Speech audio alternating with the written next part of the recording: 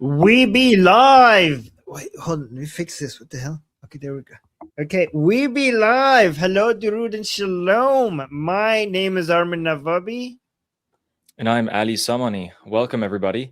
Today we have some good information, some good news, and a lot of it. A lot has happened in the past 24 hours, an astonishing amount, more than I thought would happen. Brad Cooper just visited Israel and he met with the heads of the IDF to speak about the upcoming operation regarding the Islamic Republic. There's a new Mecca alliance between Saudi Arabia, Pakistan, Turkey, and Egypt that officially got signed. We'll tell you why that's a terrible idea for Saudi Arabia and the other countries involved. The negotiations are dead. Completely dead in their tracks. We'll give you the release statement from the IRGC and their demands for negotiations to go through. Araghchi, also the foreign minister of the Islamic Republic, said, yeah, this is a no-go. Nothing's going to happen. We're not going to open the strait, etc. Another ship got hit last night, and it looks like the UK MTO is not reporting things anymore. They're hiding some information from us that we're able to find out with satellite imagery. So UK MTO is a little bit less reliable. That mullah that we've been talking about, the newcomer, he has been forced to apologize. He's been sued. He's been taken to court by the Islamic Republic, and he's forced to come out and say some statements, some sorry statements with tears. We have alligrams for you guys to check in on the state of the Islamic Republic supporters in Iran, as well as some other very important United States economy news. Let's get started with the most important thing. As of right now, the Middle East is seeing, I would say, moderate to heavy refueling tankers up in the air. Both Israeli and United States Air Force tankers are up at the moment. And what we just saw today was that Admiral Brad Cooper is going to make a series of visits. He made a stop at Israel. He met with the chief heads of the IDF and some other officials that were not named. He also just went to Egypt, where then he will be going to Bahrain and perhaps other countries. That's all we know of so far. He may be making more visits. So Brad Cooper is pretty busy. And I wanted to tell you guys a fun fact. Armin, you know Dan Kane, the Joint Chiefs Staff General? So actually, he's, and Fizz Engesis actually tagged me this on X. So I was able to see this. He's actually not in the chain of command. It's actually Brad Cooper directly reporting to Hegseth, and then Hegseth reports to Trump. And Dan Kane is actually not in that chain of command. He's actually placed there. Technically, he's not part of it, right? So that was an interesting piece of news to see. He's an advisor to the president, though, right? Correct. And that just happened. I think he's in Egypt at the moment before he heads over to Bahrain. And before we get into the Mecca alliance and what a disaster that spells for the Middle East, and we can tell you a lot of what's about to happen in the coming decade based off of just this alone, let's make a quick pit stop into the negotiations and let's check out what's happening. Here is the official statement by the Islamic Republic regarding the negotiations in the red color of Islamic revenge and all of that. Guys, they just said, we have, I don't know, like 10 demands, okay? And the demands are, unless these demands are met, no negotiations, nothing at all. So we want reparations for the war. We want our frozen, we want money. You got to lift the blockade. You got to remove all your US forces around the area. You got to promise never to attack us or Lebanon again. And yeah, give us all our money, back off, never attack us, and then we'll start negotiating. Armin, how many months has it been? I think I don't know, I kind of lost track at how many months it's taken for us to go back to step one. Yeah, I mean, even we're moving backwards. We're not even on step one. We're on step -5. Yeah. We're not even at the beginning of the process. Yeah. But these so many guys, they're times saying this because they think they're winning. They're like, we won. They're so confident. It's utterly insane. Give us all of our frozen assets. pay us reparations, lift the blockade, remove all your troops from the area, promise us to never come back again, and then we'll start talking about the Strait of Hormuz. Not even nuclear, by the way. Forget about that. Forget about the proxies, ballistic missiles. Forget about it. We'll start talking about the Strait of. It's ridiculous. It's absolutely ridiculous. At the same time, the foreign minister of the Islamic Republic came out and said talks with Oman are going well, but it doesn't mean we're going to open the strait. Sorry. So unless the U.S. does all this, we're actually not opening the strait. So the negotiations are completely dead in their tracks. They're not going anywhere. This is it. This is the answer that the Islamic Republic has chosen to give on a weekend to Donald Trump, because they are very confident that he's not going to do anything to them. Right? That remains to be seen. So we already knew that, and that's nothing new or crazy for us, is it? Here we go into the Mecca alliance. So, ladies and gentlemen, let's take a look at the map of the Middle East. And if you take a look, before we go, Fine Stars is saying, no, it's not insane. They believe they're winning when they're being begged to negotiate again and again. 1 second. Oh, 1 second. Oh, I highlighted this so for Ali to respond to it, and Ali already left. So I'll highlight it again once Ali is back, because I wanted to see what Ali thinks about it. Go for it. He's back. Okay. So Fine started saying, so you said like they actually think that they're winning, and that's kind of crazy, right? But is it? Because Fine started saying, no, it's not insane. They believe they're winning because basically the Americans are begging them over and over again to negotiate. So how do you respond to that? I think that's a very good point. But it goes back to what we were saying. They're just using the Islamic Republic. Yeah. Right. Go for it. I'm sorry. I thought you were finished. Sorry, you go ahead. No. Basically, they're using the Islamic Republic. They're putting some pressure on the Arabs, because we all know the U.S. and Israel can go and take out the Islamic Republic whenever they want. Whenever they want. We had the same argument in the 12-day war. We had the same argument before the 40-day war this year. They can go out and take out the Islamic Republic. This is not the issue. The issue is they're trying to rewrite the alliances and the order of the Middle East using the Islamic Republic as a sort of mortar while they pound the Persian Gulf Arab countries into submission. And it's just not happening. So what are you going to say? No, I'm saying like, I mean, the pessimistic argument would be like, yeah, if you keep telling them that you're going to blow stuff up and then you don't do it every single time, they're gonna feel like they're winning. Like, it's not so stupid for them to think that they have the upper hand and they're winning this. And if ouch, don't do that to the mic. And if they're not, and if you, what was I saying? And we must be winning this, or else if they could do the things that they were telling us, they would just do it, right? So that's the pessimistic take. And then the optimistic 5D chess psychological game version of this, which I know a lot of you guys are annoyed by, but I'm just going to put it out there anyways, is that let's make them feel like they have the upper hand when they don't, and then hit them when they don't expect it. Again, that would be the optimistic take, which I'm not saying if it's true either way. I'm just putting it both out there. Yeah, look weak when you are strong.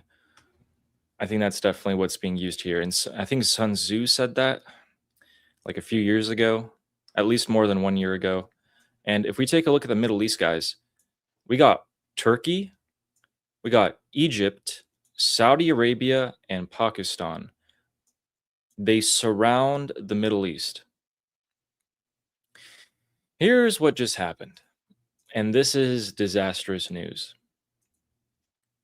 Although not disastrous like, it's not going to affect the regime change that's going to happen in Iran any faster or sooner. or perhaps I don't think so as of yet.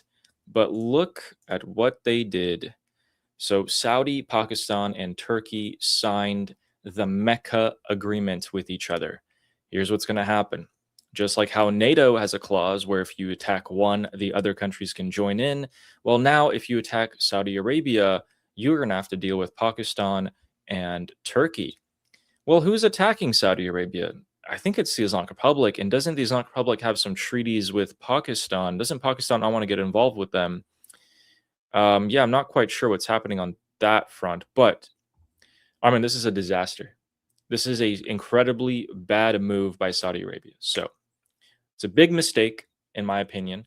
And once again, a terrible decision at the leadership of Saudi Arabia here to the benefit of Pakistan and Turkey very much. Here's why. Donald Trump gave Mohammed bin Salman, the leader of Saudi Arabia, the crown prince, a choice. And he said, come under the security umbrella of Israel. And right now, the US, although we won't be here in the future, if you don't do this, we will not protect you. We'll even incentivize you to do this. We'll give you a nuclear program. We're going to make it super easy. We'll do your entire defense for you, everything. And Mohammed bin Salman said no. But here's how he did it. Trump likes to, he doesn't give his direct terms to people. He likes to give them a chance to see if they do the quote unquote right thing. And Mohammed bin Salman clearly did not do the right thing. In fact, he got multiple chances here. He did the wrong thing. Instead of going towards the umbrella of the Israelis and the United States, two of the, like, one is the world superpower, the other one will be a superpower in the future. He decided to go closer to Pakistan and Turkey. So America at this point, if I'm Donald Trump, I'm thinking, all right, you threw in your lot. You want our soldiers to fight for you. You don't want to put money or skin in the game. You don't want to change your ways. Then deal with the consequences. So as a result of this, you're going to see a couple of things. You're going to see a continuation of the proxies in the Arab countries to fight it out for a long period of time, from now well until after Iran is free. It's going to be a separate thing, but intertwined. But it's also going to be another problem. So Saudi Arabia, sorry, let me put this for you again. So Saudi Arabia, these countries, they're making this a new alliance, kind of like the Sunni Muslim alliance here. It's going to be a direct threat to Israel in the future. And what you're going to see after a free Iran is Iran-Israel alliance, Turkey, Pakistan, Saudi Arabia alliance. All the other countries are going to get caught in between. They're going to have to pick some sides in the short future if we have a high-intensity world war.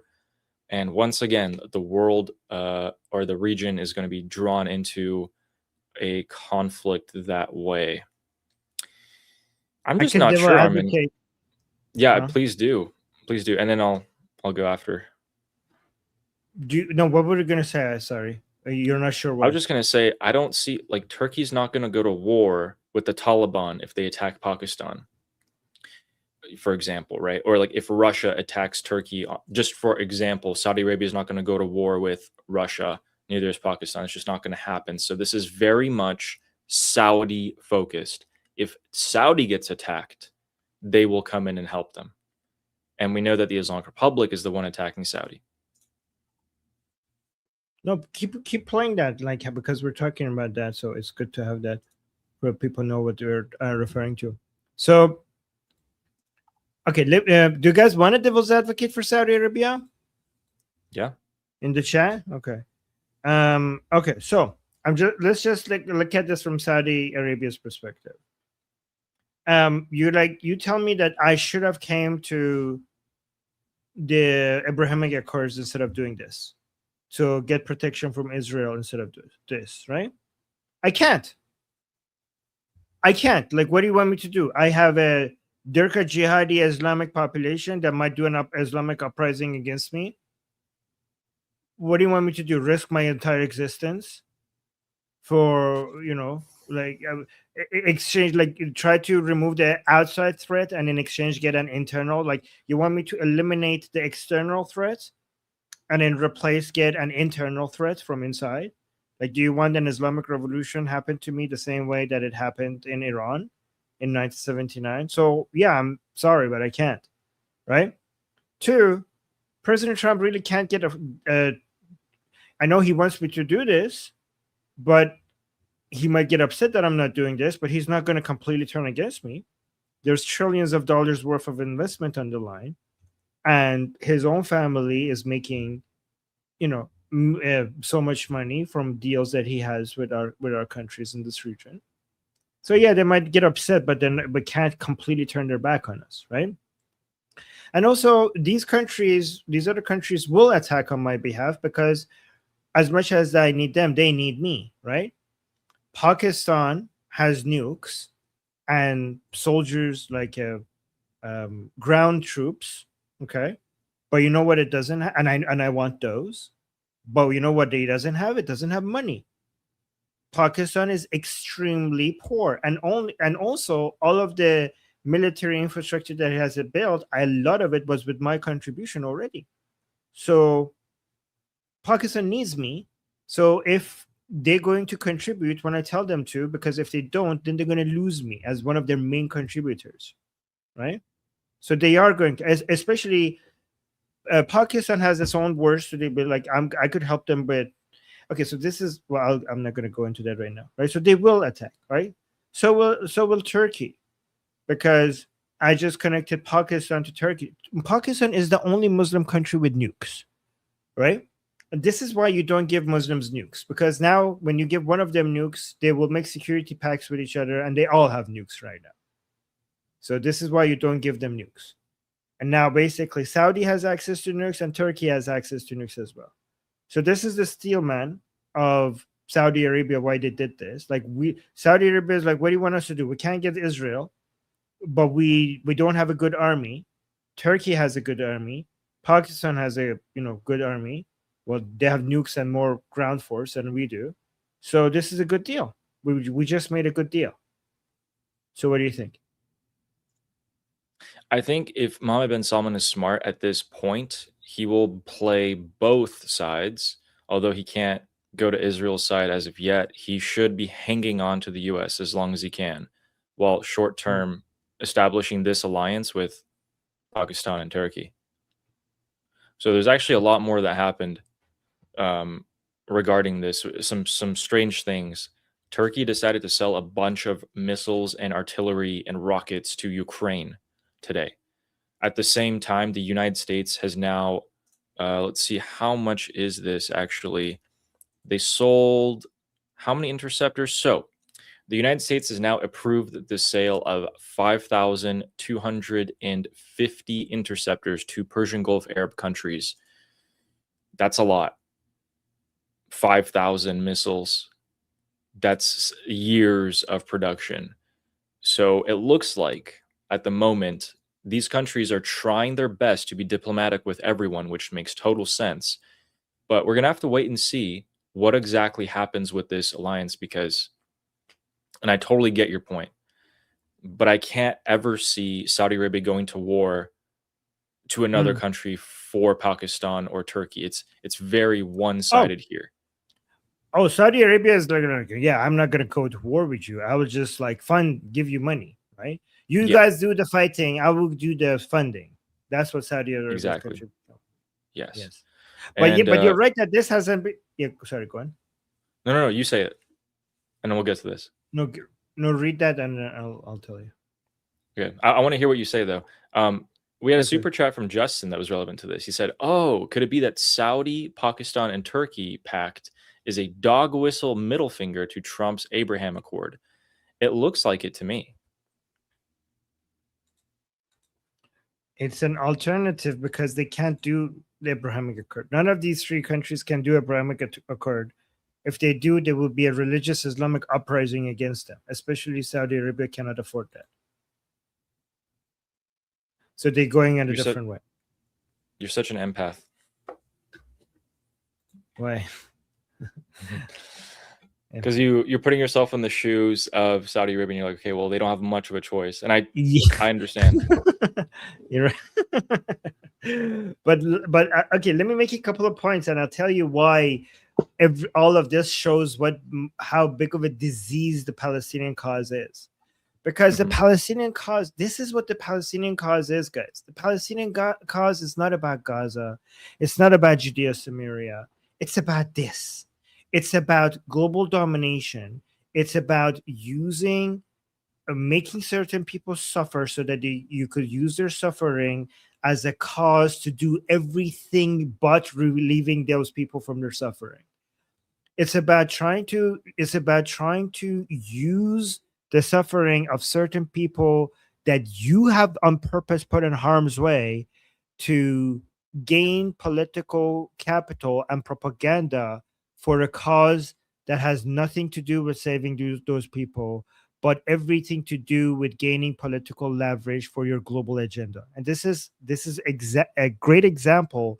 This whole Mecca pact between Saudi Arabia, Pakistan, and Turkey is a great example of that. And let me go through it and tell you why, how it's relative to the Palestinian cause and how damaging the Palestinian cause is, right? So this is a security pact, kind of like NATO, that if you attack one of them, you attack all three of them. Egypt was supposed to be here. There's a lot of questions of why Egypt is not there. Some people are saying Egypt will also join later, but we don't know why, because there were supposed to be 4 of them, but now it's only 3 of them. So the first important point is that this hasn't been tested. And these things, it's hard to make pacts like these work. So even though I understand why they did it, it doesn't mean it's going to work, right? These countries, it's very, there's so much other countries that will be involved. Like this would be like Pakistan has to deal with India, right? So are now Turkey and Saudi Arabia are now going to deal with India? Like if there's any war between Pakistan and India, Turkey is going to go fight against India. So that's interesting, right? Well, like how is that? And Turkey is NATO.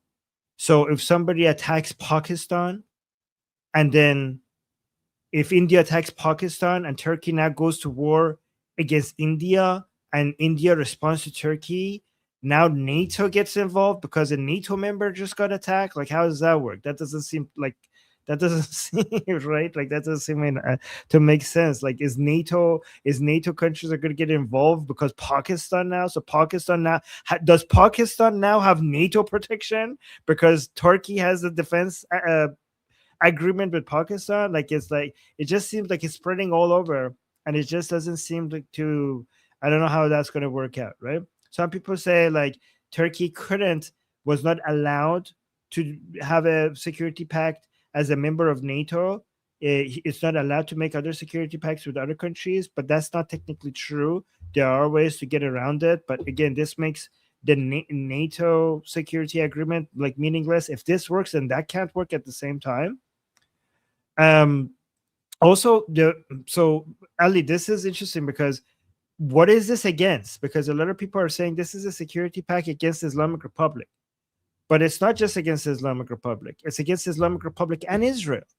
Because Saudi Arabia has been terrified of both the Islamic Republic and Israel now, ever since Israel attacked Doha to, the Hamas leaders in Doha after October 7th, right?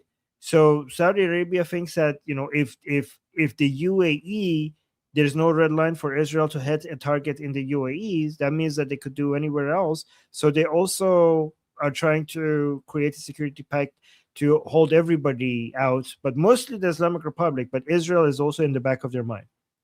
And how all of this gets connected to the Palestinian cause is we have now 2 groups of countries, right? On one side, we have Saudi Arabia, Pakistan, Turkey, and maybe Egypt.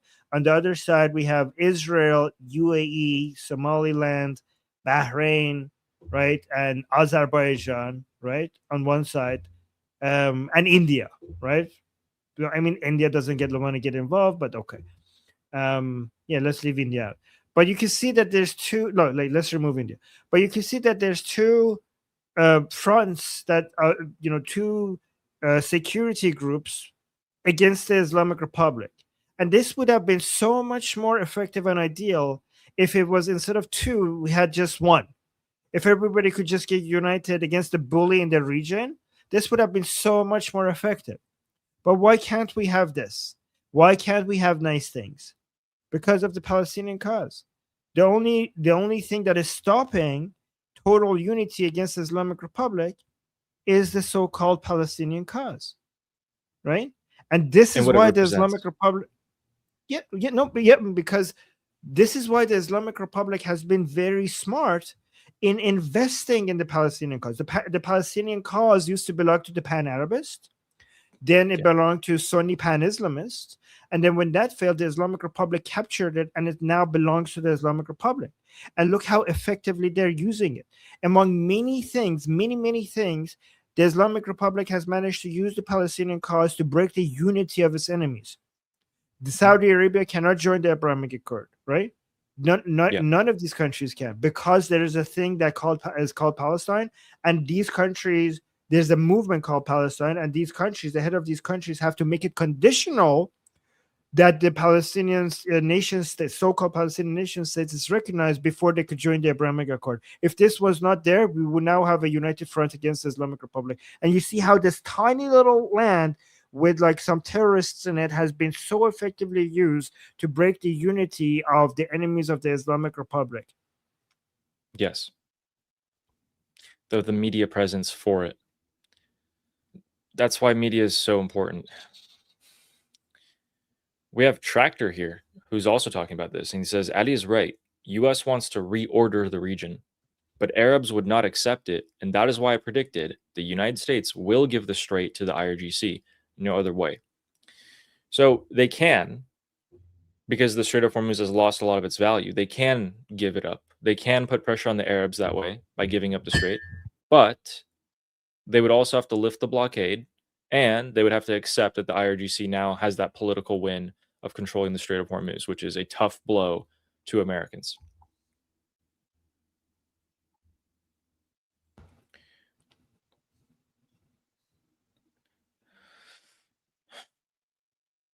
That is the Middle East regional development that just happened yesterday. Oh boy. Getting into Iran. This is going to be good. Make sure we got all of that. Ah, yes, before we get in there. According to the Institute for the Study of War, they have talked about something that we Iranians have known forever. And it is that the Islamic Republic has proxies and cells, these militia terrorist cells in Syria. And that the Institute for the Study of War is very, it's very likely, according to them, that the Islamic Republic is about to play that card in Syria to ensure some route to be established between Hezbollah in Lebanon and the IRGC in Iran. So, according to the Institute for the Study of War, this is the card to be played. Use the militias in Syria, establish a smuggling or route between Lebanon and the IRGC, use up that card because the Syrians will probably take care of it at some point pretty soon. Even next to Syria, in Iraq, the country in between Iran and their proxies in Lebanon as well, al-Zaidi made a number of arrests last night. Some high-ranking officials were taken care of, and the Iraqi militias are pretty scared, I would say. A few of their members were arrested today. A few of the IRGC-backed militias were actually arrested. They were planning to launch drones towards Saudi Arabia today, outside of the city of Baghdad. The Iraqi counterterrorism force intercepted them and arrested them.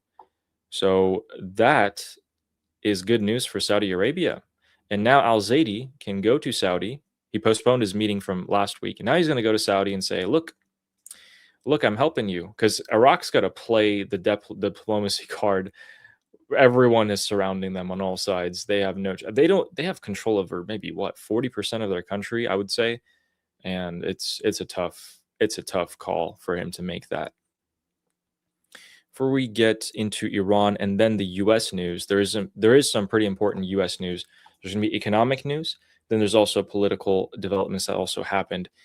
And I forgot to tell you guys, Russia attacked Germany, but don't tell anyone. They're keeping it on the down low. They did launch drones at a German airport, and those were found. But let's go into Karg Island real quick. I want to correct something that I've said a little bit earlier. Here is the truth about Karg Island, and I found more satellite imagery about this. So now we can see two tiny flares, gas flares, on Karg Island. So I went digging. Why is that? What happened? Well, it turns out, even though the ships left Karg Island, they're not docked up there anymore to load up on oil, and that is a timer that's running out. They actually didn't shut down completely all of their operations on Karg Island. They just decreased them by like 80-90%. They're just trying to buy themselves some time. But what that means is if they did that intentionally, if they decreased their production intentionally, and it wasn't sabotage, the IRGC is planning for the long game. That's why they're decreasing production, so they have more time in their oil wells. That's what's happening. If you run out of storage on Karg Island, you're screwed. So we got that covered. And in the Strait of Hormuz itself, we have a ton of tankers. Here's what's been happening. According to satellite imagery, people were actually able to find 56 different tankers that were visually identified, and they're operating with their transponders off this entire time. What they do is they go and load up on oil. Might as well show you this map. They go up and load up on oil to the Persian Gulf Arab countries, and then they transfer this oil to smaller ships near the Strait of Hormuz, which are able to quickly pass the strait and get out. That's the current plan. That's why oil prices have been low. And that is competitive adaptation and capitalism at its finest. You have your big ships here. They conduct ship-to-ship transfers right around, I would say, this area is where the staging grounds is for this. But it can happen anywhere. Then these smaller ships, faster, they're not weighed down in the water as much, straight through the Strait of Hormuz and out. Now they're still getting hit. And they're still getting hit a lot. So the United Arab Emirates is actually incredibly angry because this week they had 3 ships hit. 3 ships from one company in the United Arab Emirates was hit. So ADNOC made a statement basically crying some crocodile tears saying, we got 3 ships hit this one week. This is unacceptable. This is insane. What's going on? Someone help. We're kind of going bankrupt over here. Can anyone do something? Saudi Arabia or Abu Dhabi in the UAE, I'm just going to say UAE from now on, screw that. The UAE issued a statement condemning the Islamic Republic for these strikes, and it looks like they're pretty angry, but they're the UAE at the moment. And so I don't know what's going to happen. Probably nothing. I do think it's funny, though, because Armin, we know that the UAE and the Islamic Republic had a secret little deal where the UAE would take Iranian oil, put it on UAE ships, and then smuggle it out of the Strait of Hormuz, and they wouldn't get hit. The hilarious part is that as soon as the UAE stopped this, they started getting hit. And in this week, which they stopped doing this trade with the IRGC, they had 3 ships hit. So that looked really intentional. 3 UAE ships got hit this week alone. The IRGC are not happy. I think it's pretty funny. Yeah. It's hilarious to me. I mean, knock themselves out. Except for the people in the UAE who are going through hardship, the citizens, the civilians there, we feel bad for. Yeah. Yes. Other than that. So the Persian Gulf Arab countries have some serious economic pressures on them. Serious pressure on them. They're struggling to make money at the moment, and what we hear is true, and the IRGC charge a toll. Oof, that is a 7 to 9% of the ship's value.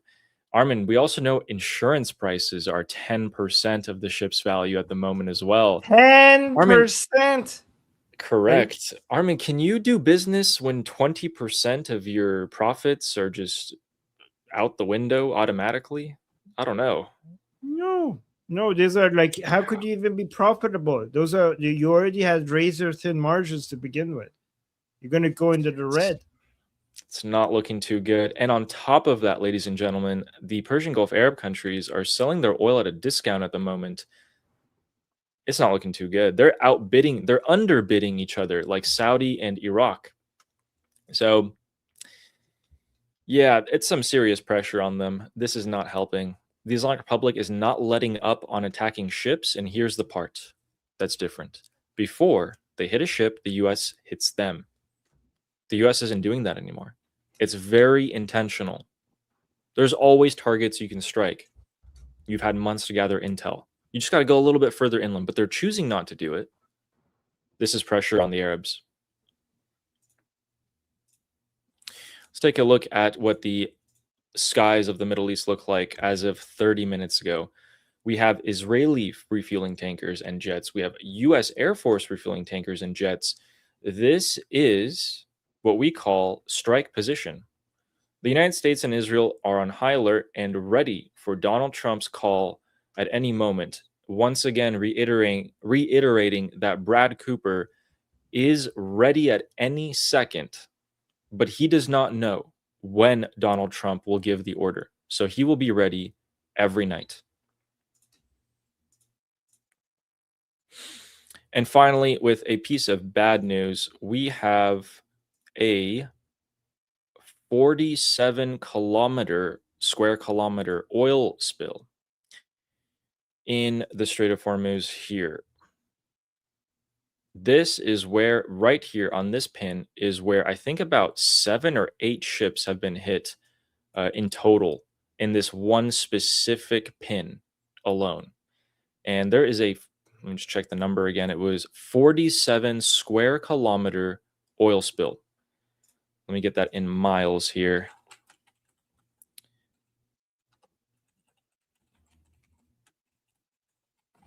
That is 18 square miles of oil on the water of the Persian Gulf. Not looking too good environmentally. We had some major oil spills earlier this year as well. My heart goes out to the fish.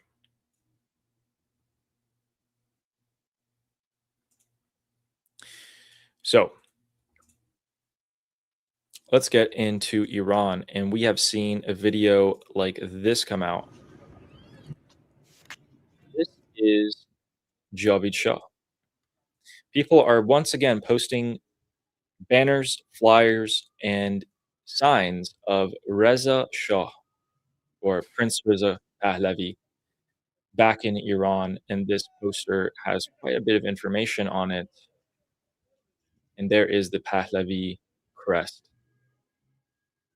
lion and sun flag with the crown above it.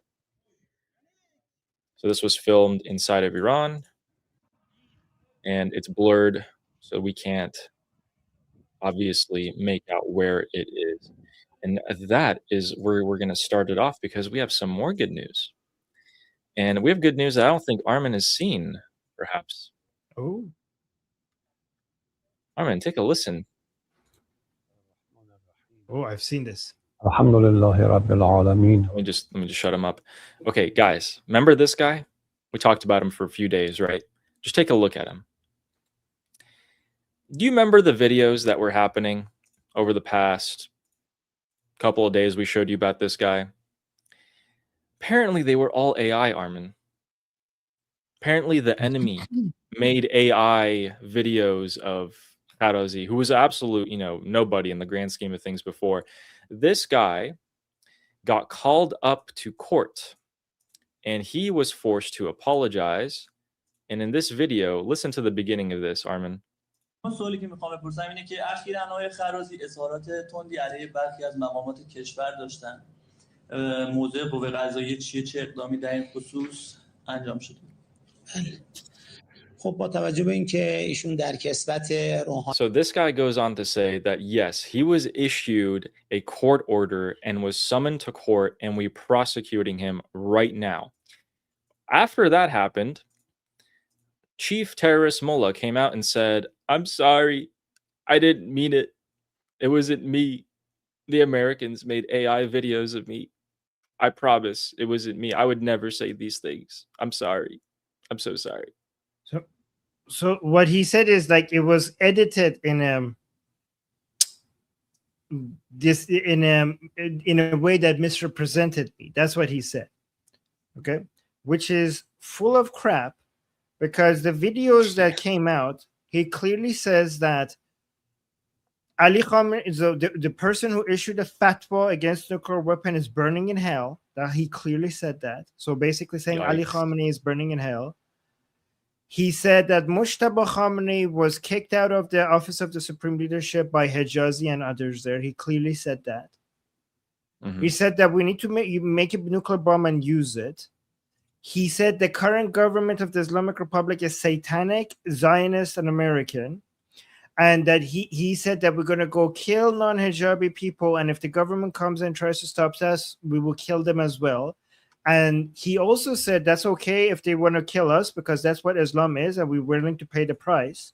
So he basically made it sound like he's so tough and is willing to pay the price. But now, as soon as the video came out that like they're actually calling him to court for his statements, you're like, I'm so sorry I don't know who edited it that way. So which makes us think like, what context would make it that video that we already heard mean something else? You're full of crap, right?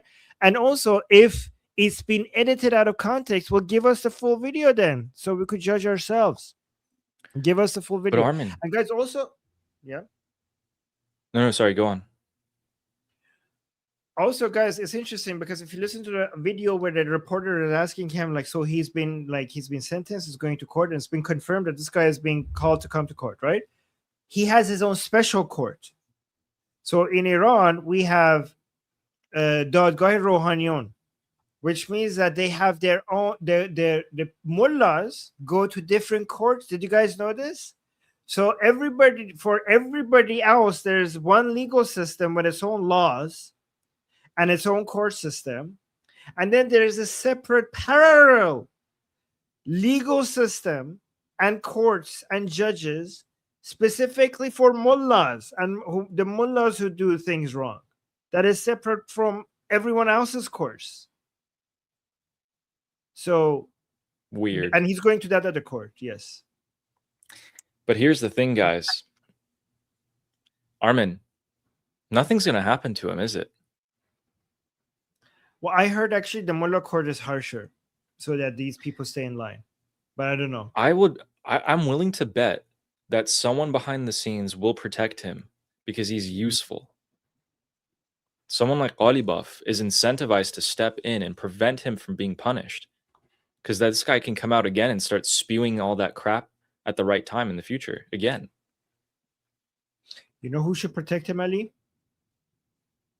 Who? We should protect him. Yes. We should protect him. Because here's the thing. The Salt Queen, I think I disagree with you. The Salt Queen Fine Stars is saying, yes, please shut him up. No, please do not. This guy was working in our favor.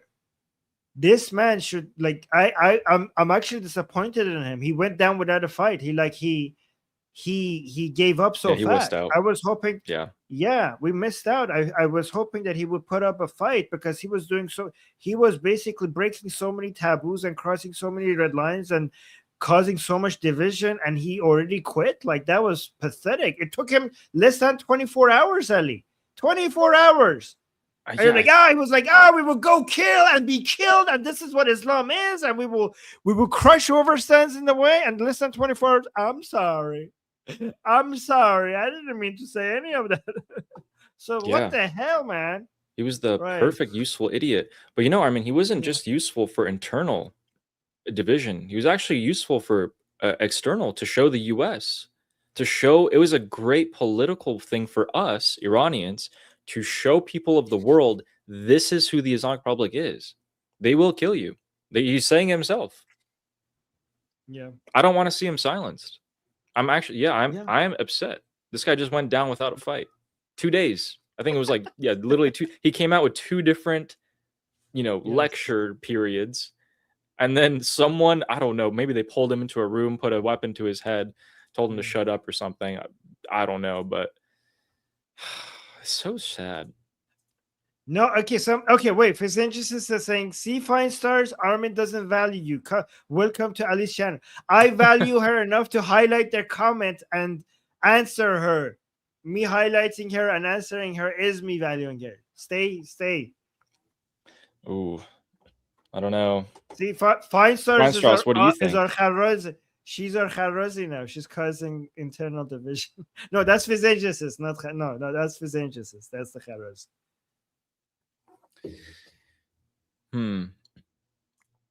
So let's go down the list here. We have something to do with gas in the Islamic Republic, but it is not a gas leak. This is a little bit different. We have a video coming out of this. Oh, hold up. Let me put this over here and let's show it to you guys. So this video is an Iranian in Iran. He's going to show us a little something.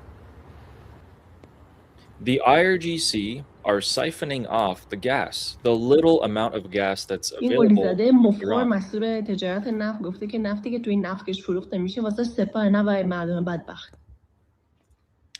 So she just told us that the oil ministry, or minister in this area at least, told them that whatever gas is available is to be used by the IRGC, not for the people.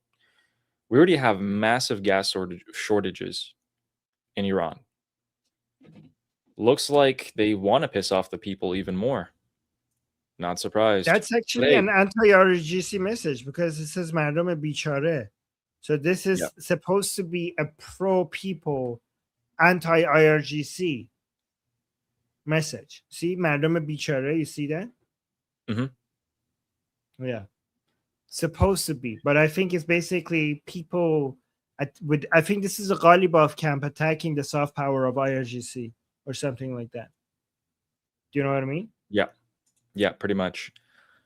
So there's more economic pressure being put on the people, and let's see what the IRGC are doing in response to lift people's spirits and moods. Are you ready? So we're gonna have this IRGC officer here. And okay, honestly, you guys are not going to believe what he's about to do. I couldn't believe it either. Let's take a look. Oh my God. Again? He's doing it. Wow. Yep. That's something you will not see anywhere else. Why is that a thing? Gentlemen. I'm sure that's going to save him. Yeah, let's just take another look at that, I guess. There he is, saluting at the same time. It's really multitasking here.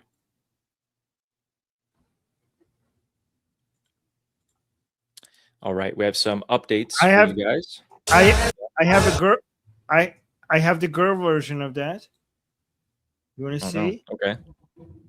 For pilgrimage, you know how for pilgrimage to Iraq, to Karbala, people are walking in the heat, and then you spray water on them to cool them down. Right? So this girl, okay, so look how she does it. So people are supposed to pass by and she's supposed to spray them with water. These are the people going to Karbala for pilgrimage. So watch this.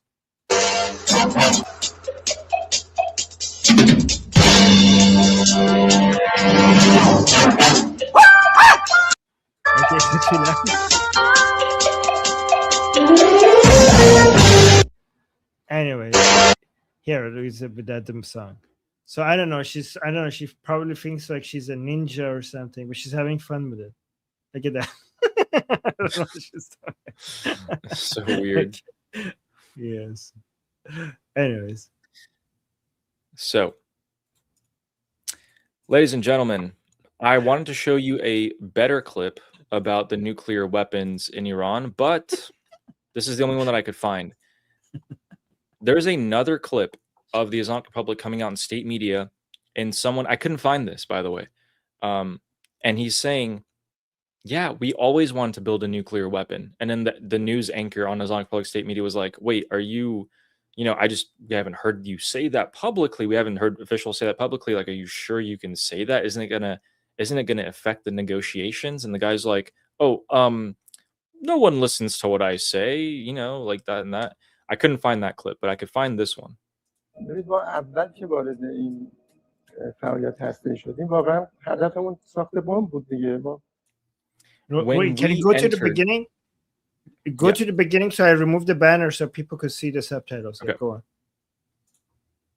ببینید ما اول که وارد این when we first فعالیت entered هسته‌ای شدیم nuclear واقعا activities, هدفمون our ساخت real بمب بود goal was دیگه. to ما build a bomb. تعارف که نداریم. No point شما میگید denying it. هدف ساخت بمب بوده بله واقعا 100%. Guy's like, هدف really? تیم He's like, بوده. yeah, خود نظام 100%. یا همه اونایی که این فعالیت رو شروع کردن واقعا هدف ساخت بمب بود. He's like, yeah, 100%. 100% we wanted to build a nuclear bomb. That was our goal from the beginning. The guy's like, really? Are you serious? And he's like, yep. Yep. Great Ali, for... you Yeah. told people that this is from 4 years ago, right? Yeah. Oh, no, I didn't say that. No. I couldn't find the clip but- of today.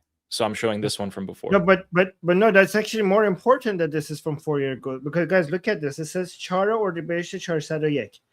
Okay. So this is a famous clip. So we keep telling people that the Islamic Republic officials themselves have admitted that they want to build a nuclear bomb. And people are like, no. They never wanted that. Now they want it because we fucked up and we messed up. We messed up.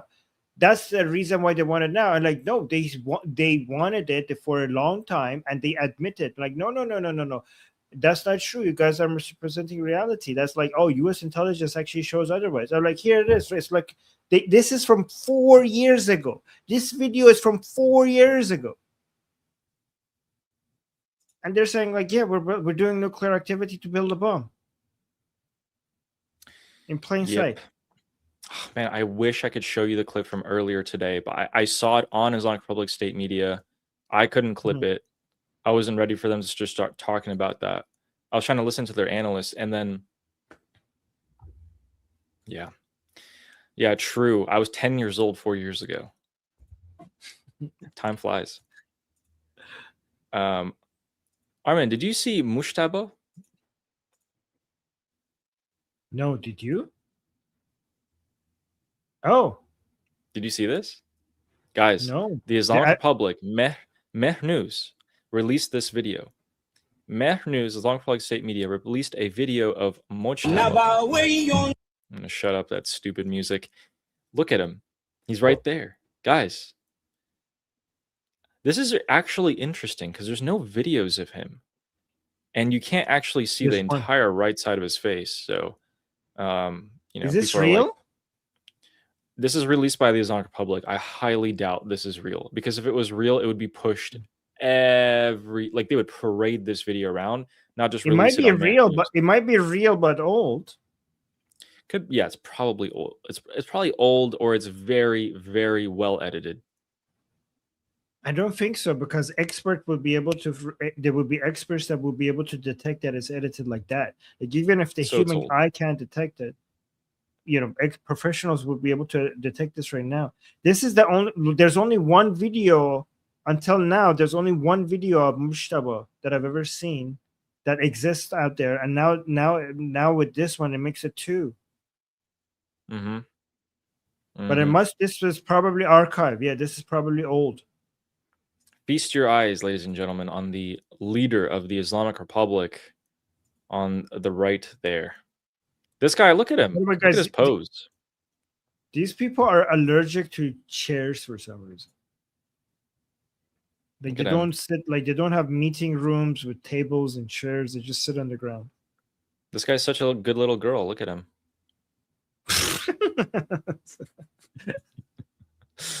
Oh, anyway. Let's answer. Bring What, up. you like? Okay. Oh, wait, what happened? The pride of IRGC, people say in the chat. Oh, interesting. Okay, so that mullah, Kharazi, the one that we showed you guys who just begged for his life, he apologized. You expect a mullah to be brave and fight? Haha, says Arash Amiri. Yeah. I think you saw him give in within 48 hours. But here's, you know, and thank you for the super chat, by the way. Good point.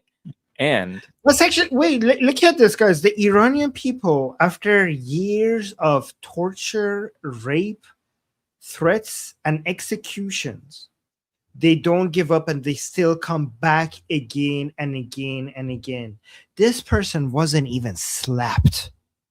Yeah. This person wasn't even slapped and he caved in. yeah. Thank you, Arash, for the super chat. And then Justin said something about this as well. And he was saying, damn, I was hoping that the new Durka would be the next supreme leader and force Trump's hand back to Boom Boom's because he wouldn't be able to negotiate with him. I think Karazi had his use. He came out, he said the things, and now he's being pushed aside. But here's the thing, Justin. This guy is like an insider of an insider system in there. So his family is very well connected. He married into the Khamenei family.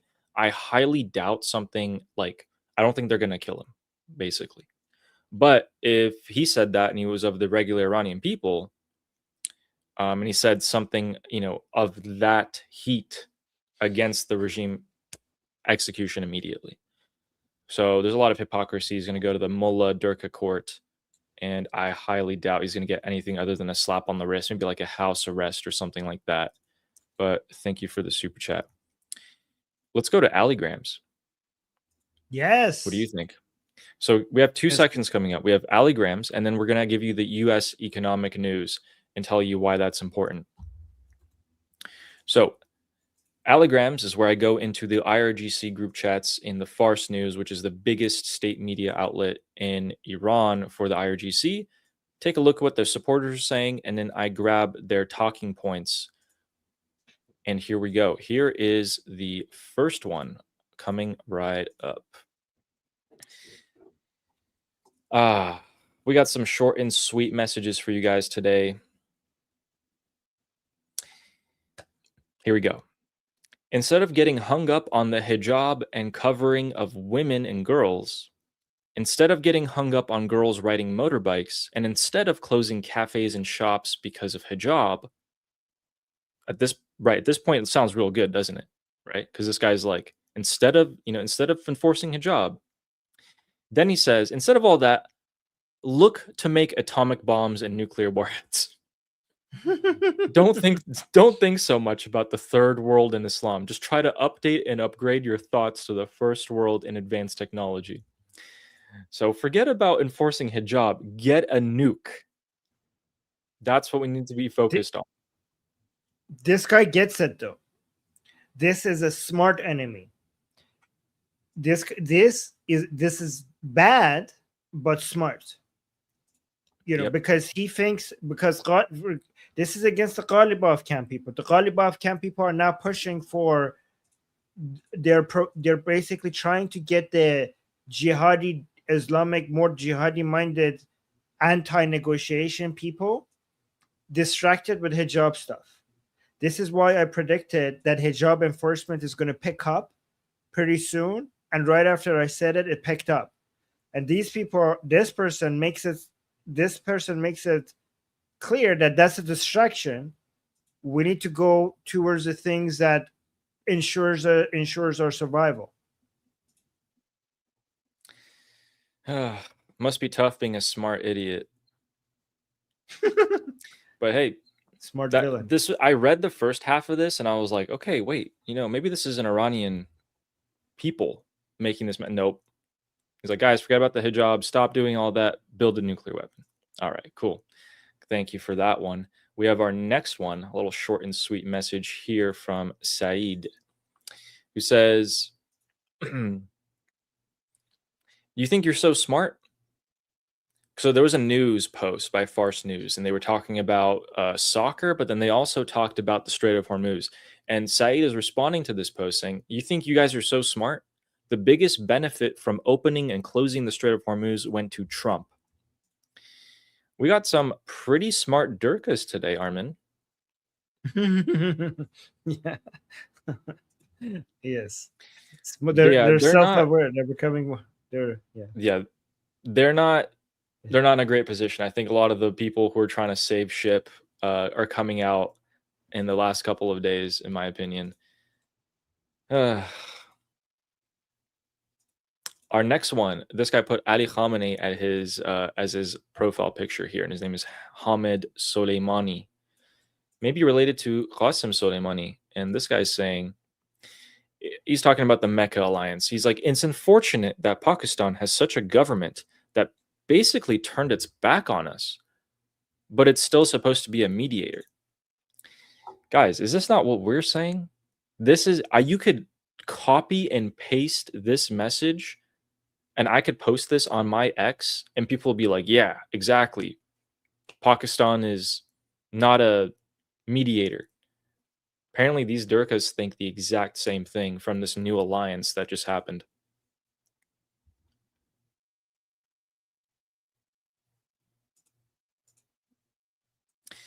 I mean, are you surprised that people in the Islamic Republic are pissed off at Pakistan here? Because they are siding with Saudi Arabia, like fully, and Turkey, none of which are friendly to the Islamic Republic. Yeah, it's interesting because people in the United States are saying like, oh my God, Pakistan is such a horrible mediator. And then people from the Islamic Republic side are saying like, oh my God, Pakistan is such a horrible mediator. Well, let me tell you, actually, guys, the whole reason why Pakistan, well, not the whole reason, but one of the main reasons why Pakistan was trying to mediate is because they have a security pact with the enemy of the Islamic Republic, and they don't want this war to escalate because they don't want to get involved. Because Pakistan is an ally of the enemy of the Islamic Republic, Saudi Arabia. So they're like, can we please? Yeah. Can we not? Please, kiss and make up, please. We don't want to do this. So that's why they were trying to de-escalate. Every time I saw the Prime Minister of Pakistan on video, he looked incredibly stressed out during the negotiation period. No wonder why they wanted to survive or be successful. And we have our next one. This guy actually has a messy profile picture saying GOAT. So I don't know who's team Messi over here, because I don't know. I'm kind of team Ronaldo. The GOAT with a actually I kind of renounced it yesterday. It's all good. Yes. Anyway, officially a GOAT. So I wanted to showcase that there are smart Durkas today, and here's another short and sweet message from a slightly less stupid Durka. So remember, Hamed just said it's unfortunate that Pakistan, is not a mediator, like they're taking the side of the enemy, et cetera, et cetera. This guy came and he replied to him. He said these negotiations and agreement are all about buying time. No agreement will be reached with America. That's clearly a Durka. That's a Durka message. It's an Islamic Republic supporter message. And once again, there are quite a few people in that camp who know this is just a matter of time before America comes knocking on their door again, just like they did from last year till now, when they killed Qasem Soleimani all the way back then.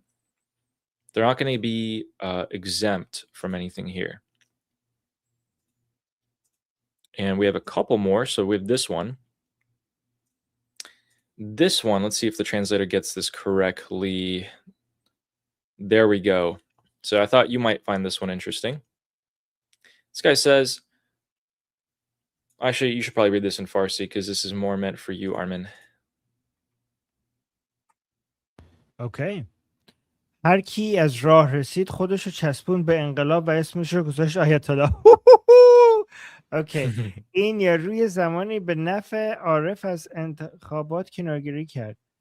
اوکی. خرازی پروژه اصلاح طلبان بود برای اغتشاشات داخلی که تجمعات انقلابی جمع شد.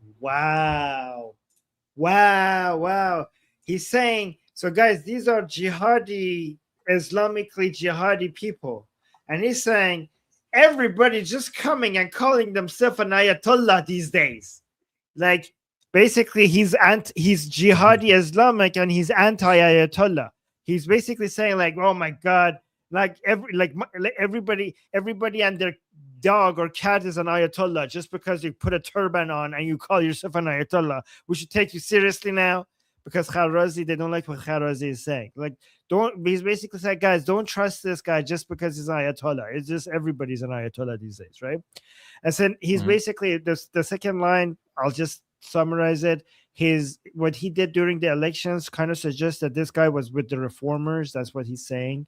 And he's saying Kharrazi is basically a project by the reformers so that it comes in the middle of us hardliners to cause division among us. That's what he is. He's like an infiltrator of the reformists. Yes. So he's already being labeled and thrown into some different camps here. And then, you know, this guy is actually kind of a smart guy as well. So just another one of these smarter ones, because he came and said something else. And I guess he likes this format where he puts a bunch of spaces in between his words, but we can translate this one for you guys. So we told you earlier, Brad Cooper, the commander of CENTCOM, went to Israel. Now he's going to Bahrain and then probably, you know, maybe the UAE as well, because they're part of the Abraham Accords, and he visited Israel, so it makes sense. Israel, Bahrain, UAE, part of the Abraham Accords. This guy's saying, the same guy who just said this previous comment, the CENTCOM commander left the region after a busy day, went to Bahrain, went to UAE, went to Israel. At the same time that Brad Cooper's doing that, IRGC said that the talks are positive and we're reaching a conclusion. So be prepared for war. This guy's not buying it. He's like, oh, it's going good. Every time these officials say it's going good, we get screwed over. So be ready. And I can't agree more. I cannot agree more with these people. You see all this quiet, you see all this preparation. They are prepped. They are ready to go. And so with that, let's end the allogram section.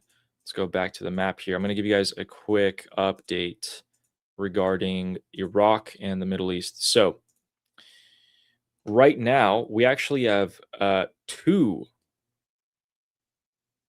AWAC aircraft. So these are electronic warfare communications aircraft that the United States Air Force has. There's two up in the area, one over northern Saudi Arabia and one over southern.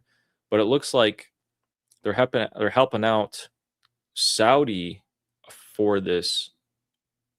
Oh no, it says RSAF. That makes more sense. So these are Saudi aircraft preparing for Houthi strikes that have been hitting them pretty much every day at this point in some capacity or another. And at the same time, the Iraqis have released more information. The counterterrorism unit of Iraq just reported that they seized 12 drones that were prepared to launch towards Saudi Arabia today. So that's probably why the Saudis are on high alert. Again, these were militia that were preparing to launch towards Saudi outside of Baghdad, and they were taken care of. So let's transition slightly back towards the United States of America, and let's make a quick stop in Europa. A few points here. We're done with the Middle East at the moment. We can always come back to it. Let's start with Ukraine. So we told you guys Ukraine is going to be getting a bunch of artillery pieces from Turkey, of all countries, which is a interesting development. And there are a ton of videos coming out from inside Ukraine about their drone operations, some of which I am pretty sure I can't show, but here is something that I can show the operators doing. In that red little circle, you're about to see a rocket, an interceptor, come for this drone, and you're going to see the operator dodge it. You can actually see it being launched off the coastline there, and the operator spots it and dodges it. But not only that, here's the second one, the second interceptor coming for him. And with another successful dodge. But surely the third one will get him, right?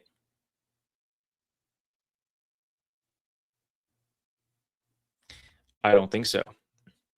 Anyway, there's going to be another rocket coming towards him, and he intercepts that as well. So just how much trouble one drone can be when piloted correctly is quite scary.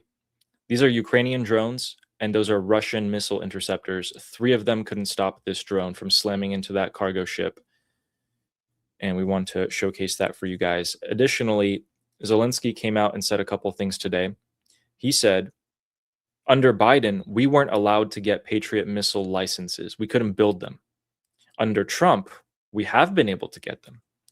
But just imagine, if we were able to start building Patriot missile interceptors 4 years ago, we would have enough for everyone. We could have built them for the Middle East, for Europe, for everybody. And so throwing a little bit of a, an insult towards Biden's way there. And at the same time, here is Bulgaria. At 8:10 a.m. this morning, Bulgaria was infiltrated by a Russian drone. It exploded and was aiming for the Bulgarian pipeline to Romania, I believe, just 100 meters short of that station, or 200 meters, 200 meters short of the site. Thankfully, it hit nothing, but interesting. The Russians didn't stop there, however. They also launched drones all the way through Belarus, through Poland, and into Germany, where the city of Leipzig today had a heart attack in the airport of Leipzig-Halle. We were able to find that CNN reported this earlier today, and this was confirmed by US intelligence in the area. The Russians sent explosive drones to Leipzig Airport in Germany. Military-grade explosives. They parked it in the airport, and they didn't detonate it. It is now confirmed by a US official. This is a message. They didn't explode it. They didn't want the headlines, the videos coming out of explosions and the aftermath of it. They sent a quiet message to Germany, of all countries, from Russia. Things are kicking off, and they are doing their best. The Russians are doing their best to drag the European Union into a war with them. Here we go. The United States. Let's begin off with a piece of good news. JP Morgan came out with a report. This is going to be their only report of the month on oil, and they are bullish. They are optimistic that oil will be doing well from now on because of the United States and the United States alone. They've seen the jump in production of US oil capacity, and they are saying it's going to look pretty good from now on. Actually, we're even going to keep oil around $60 an average in 2026. Now, we're quite a bit off from that, to be honest. But hey, so thanks, JP Morgan, for the bit of good news, I guess. Before we head into the Treasury, here we go. The United States Treasury has once again put some new sanctions. So as of last night, they have slapped the Islamic Republic with Executive Order 13902. It's targeting specific personas operating in Iran's financial and petroleum sectors. They're going after the money pretty hard at this point, and they gave us a list of all of the companies, the managers, financiers, everyone that they're sanctioning is available to be seen there with full detail. And Scott Bessent slapped some more on for good measure on digital assets and shadow banking as well. Here's what's happening. Scott Bessent knows that he cannot conduct the blockade for an extended period of time. It can't be there for years. We just saw a little bit of a scare with the Japanese yen market, and the United States had to sell euros to finance Japan's economy from collapsing even further. Things like that are going to happen even more. Scott Bessent knows that. He's trying to wrap this up by the end of Trump's term, all of this economic turmoil that's in the United States. But can he? Even though he's slapping on more sanctions, this is how full economic pressure works. You put more more and more sanctions. You don't just put a few and stop and wait and see what happens. You suffocate them with as much as you possibly can. You ramp it up. That's full economic pressure. And he's doing just that. So Scott Bessent, I love you. Thank you. And here's the effect of it. Let's take a look at the FDD's expert, Miad Maliki, who is talking about Iran's oil. So Iran's oil export accounts for 90%. Sorry, Iraq's oil export is 90% of its state budget. Okay, it's 45% of Iraq's GDP. That's a comparison. Iran's is not as high as 45% of the GDP or 90% of the state budget, but it's pretty high up there, and they're having some problems. So let's take a look. In Iraq, you have Kataib Hezbollah, you have Hashd al-Shabi, all these terrorist militias, right? What they used to get was $3.4 billion. These militias in Iraq used to get a budget of $3.4 billion. Jesus Armin, Christ. are they going to get $3.4 billion anymore from now on? I highly doubt it's going to be able to reach that much. You know how we can make it zero, Ali? Regime change in Iran. Yeah. Armin, when these militias, when terrorists don't have funding, what happens to them? They turn against each other. They turn against the people who pay them. They start working more on narcotics, on a source of revenue, and they get more easily defeated by the local governments that are trying to get rid of them. Is that the ones you had in mind? Exactly. So Tehran's terrorist proxy war machine is the next casualty of the blockade.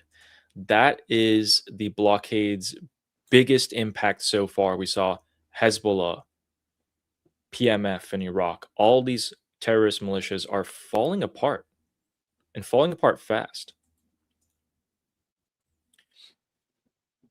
So going back to a bit of bad news here, the United States economy has lost jobs in July. And this was something that I always take a look at. So what the United States government does is they release the job report and they say, we added 100,000 jobs this month. What they do a couple months later is they come and revise that number. So that 100,000 plus jobs that got added positive, it might actually be 20,000 when it gets revised down. And they go, oh, we're sorry, we miscalculated. They revised July already. And yeah, the expectation in July was that we added 85,000 jobs to the economy. We actually lost 23,000. That's a pretty big difference. The unemployment rate also fell to 4.1%, which was below expectations. And the June job report number was also revised, and it turns out we lost another 37,000 jobs in June. So these revisions are the part where you guys have to look at. This is the third biggest monthly job loss since 2020 pandemic level.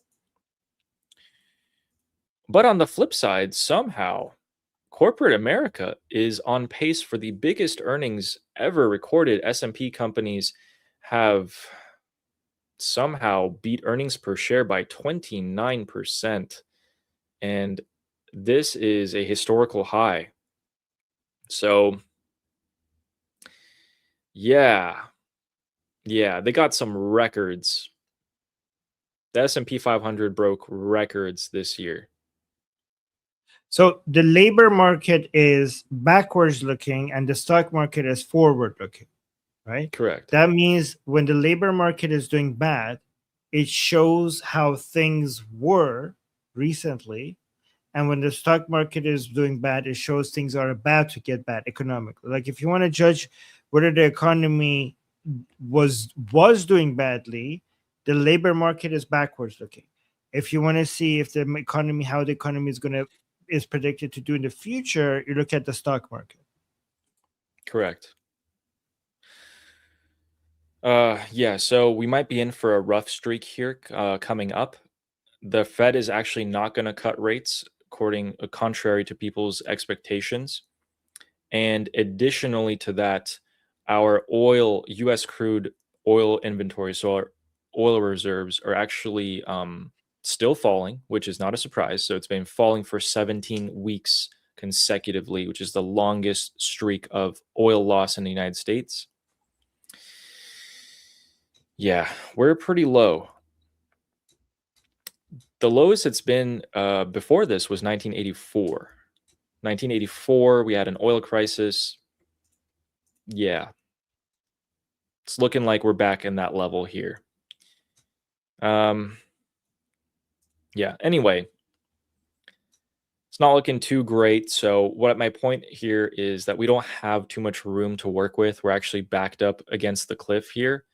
And I think just according to the numbers, again, things have to happen faster rather than later. And by faster, it could be this year, it could be next year, but it cannot be years down the road. It has to be fast. We do not have, the more this happens, the more there's ripple effects and there's more uncontrollable factors that can be at play here. So Mr. Scott Bessent, while he's doing a great job, can only keep things together for so long, as great as that guy is.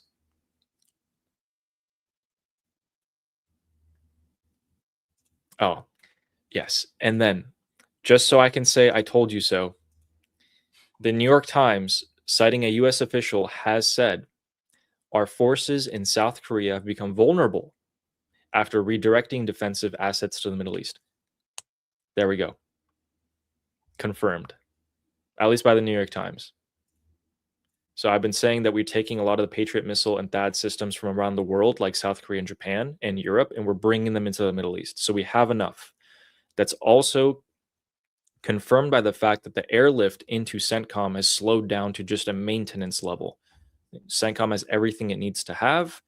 The refueling tankers are in the sky at the moment, and Brad Cooper is awaiting Donald Trump's order, which can come at any second. Anytime this can kick off. We're always going to be ready to wait for that. There we go. I think we got all the information that we could before we get JD Vance's interview. Yeah. Oh, wow. Okay. By the way, whenever you get a chance, I have 2 videos from Iran, which is let's show them. Really? Okay. Guys, this is going to make you understand the 2 sides within Iran, the minority pro-regime people and the anti-regime people, the 2 videos that I'm about to show you, and the people and everyone. Okay, so, and also it's going to make you understand so much, just 2 short videos about the situation in Iran more than anyone else, okay? So more than, at least when it comes to hijab, this is what I'm talking about. When it comes to hijab situation, the hijab situation inside Iran, because people are confused. They're like, Armin, they told us that everybody that is without a hijab, they're going to get immediately executed because they're showing their hair. That is a lie. And that narrative actually helps the Islamic Republic. And actually, in many areas, most women do not wear the hijab. And the Islamic Republic is not enforcing hijab laws. And you might think like, oh, okay, well, that's great. Actually, no, that's a part of the plan of helping the Islamic Republic survive. And you guys need to know that. And this has been going on for years now. Okay, this has been the case of people who go out and think that they're supporting the Iranian people by saying like, oh, if you show one hair, they execute you. You're not actually helping the Iranian people when you say that. You're helping the Islamic Republic, because the Islamic Republic comes and shows you like, oh, look, hijabless women in the streets. See, the Western media is lying to you. And we're actually not that bad. So please stop repeating that garbage. You're helping the Islamic Republic if you do that, okay? But for more people to understand what it's like within the Islamic Republic, I'll show you some videos, and this is actually very interesting. So guys, as I told you, I expected that the hijab enforcement and just talking about hijab is going to get hot again. In Iran, they had dropped that for a while because they didn't want to get bothered by that. And I thought that they're going to start talking about it again for many reasons that I told you. And immediately when I predicted that, immediately it happened. We have more enforcement of hijab laws, and we have more talks about hijab laws, right? So look at this. I personally have lived in Iran for more than 20 years. I've never seen, around 8 years in Shiraz, the rest of it in Tehran. Not once have I seen a woman with the burqa on in my entire 20 years of living in Iran. So I don't know where this came from, but this is inside Iran with a burqa on. And apparently I was talking about this on my Persian Discord. It was like, who is this? Well, like, why is this wearing a burqa? Like in Iran. And you're like, yeah, they exist from some really religious, apparently, neighborhoods. And they sometimes come into the city. And this lady came into the city area, and she is shocked by what she's seeing.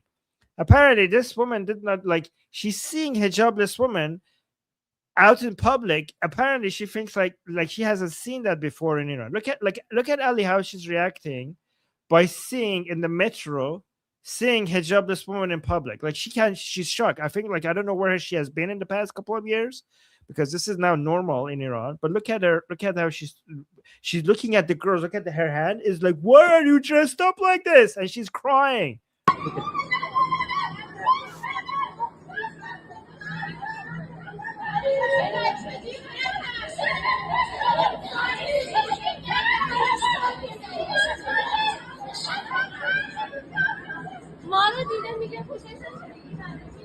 So see, the woman is saying "Maro dide mige pusheshsh kheli bade." So there's a woman in the background is saying she's looking at us and she's saying what we're wearing is so bad.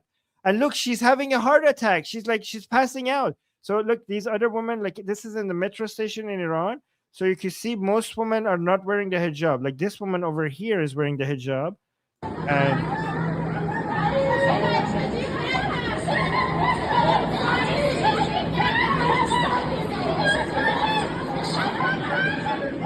look, so there's another hijabi woman, but most of them are not wearing it. Look, she's passing out. She's having a heart attack. She's like, can't take it. Look. Oh my God. This is the worst day in her life. She hasn't seen anything like this before. Okay, she's calling out to God. It's like, hey, Khoda. Hey, Khoda. Okay, so that's that. But you see how normal it is, like in the metro station. So we saw 2 hijabi women, and I'm counting 1, 2, 3, 4, 5, 6, I think, hijabless women and 2 hijabi women. So this is in Tehran, in the I think I don't know which city, but in the metro station. And you see most women in Iran are not wearing the hijab. And this woman, I don't know what she's. I think she must have seen somebody with a crop top or something that she got lost it. Okay, and the reason why I know that she might have seen somebody like that is because this is also in Iran. The second video I'm going to show you. Okay, so this woman is in Iran. And not only she's wearing like that, and they blurred it so that you don't see it. I'll play the video. She's walking like that in the streets in Iran. Like this is something that in Iran you see. So it's not just that they're showing hair. They're in Iran, you do see girls walking around like her now, right? And this pro-regime, media is coming and interviewing her that this is bad. Why are you doing this? So let me play this. Like what? Like so. By the way, guys, this is when I was in Iran. This was not normal, okay? But again, still today it's risky. Like you could get arrested, especially these days, for walking around like this. But girls still do it. So look at this. So, but by the way, look at this. This is inside Iran, and they're covering up her. I don't know, her with a lamp. Yeah, it's a lamp. I don't know why a lamp. Is it? Why is it like? Yeah, this is inside Iran. They used to cover hair, but now, like, you know what? We give up on the hair. Let's just cover her boobs. Anyways. ببین عزیزم برات مهم نیستش که اندامتو مردم ببینن این چه وضعشه. به چی میگن این زیر این پیرن توش. Okay, so he's interviewing her. And again, remember, this guy is interviewing him, his pro-regime, and she's like wearing that کراب این کراب که So she's like, what is this thing that you're wearing underneath? And she opens her shirt and she's like, this is a crop, like a crop top. Okay. So she's like, what is that name called? سینه بالش Yeah, crop معلومه top. کراب Like the thing that you can see your chest from the top, what is it called? She's like, it's called crop. I told you. I'm like, okay. Get up. سینه اگه یه سری به خانم نگاه Look, they're lamps. They're putting lamps to cover her up. بد میکنن اون از جهان سومی بودن و بیق So she's saying if some okay, wait, let me translate what she's سینه بالش معلومه چی اسمش کراب دیگه کراب نیم سینه اگه یه سری به خانم نگاه بد میکنن اون از جهان سومی بودن و بیق بودن خودشون So she's saying is if somebody looks at us because of what if looks at women in a bad way because of we're wearing this is because they have a third world mindset and they're basically, you know, they're just not smart people. So if anybody looks at me like this, guys, remember this is inside Iran. She's saying if anybody looks at me in a bad way because of what I'm wearing, it's because they have a third world mindset, right? All right, so continue. سومی بودن و بیق بودن خودشون وقتی یه خانم یه جوری میگوشه که جلب توجه بشه بهش چرا اون یکی اجازه نداره نگاه کنه اون که اجازه And like, why would you say that? If a woman is dressing up like this to get attention, why wouldn't the man be allowed to look at her, right? So he's saying it's a woman's fault for dressing up like this. If you're dressing up like this, it's not the man's fault for looking at you, okay? اجازه داده دیگه ما الان 1400 ساله خانوما نه پوشیدن نه آرایش کردن نه هیچ کاری نکرد الان تازه یه ذره بروز شدن So he's saying for 1400 years, women haven't been allowed to dress up nicely and have makeup. Only now we're getting allowed to dress up and, you know, look nice, right? So what Ali, why is she saying 1400 years? She's saying for 1400 years, not for guys, remember, she didn't say for 47 years. She didn't say 47 years. She says for 1400 years, women did not have the right to dress up nicely and have wake up and look good. Finally, we're getting that. So why is he saying 1400 years instead of 47, Ali? Rebranding. No, because Islam came 1400 years ago, right? Right. So her issue by saying 1400 instead of 47. So if you say 47, your issue is with the Islamic Republic. But if you say 1400, your issue is with Islam. Guys, you get it? You're doing this whole thing to rebrand. Oh, yes. Yes.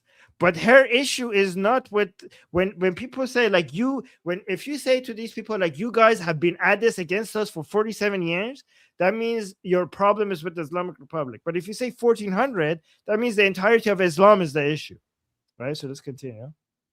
Guys, remember this is being recorded in public inside Iran. بروز شدن برات مهم نیستش که اندام تو معلومه So she's saying like finally women have been updating themselves after 1400 years. برات مهم نیستش که اندام تو مردم ببینن نگاه کنن نشون Like, don't you have a problem for your body to be seen by men, just for them to just look at you بدن یه احساس بدی داشته باشن and for them to have a bad feeling looking at you?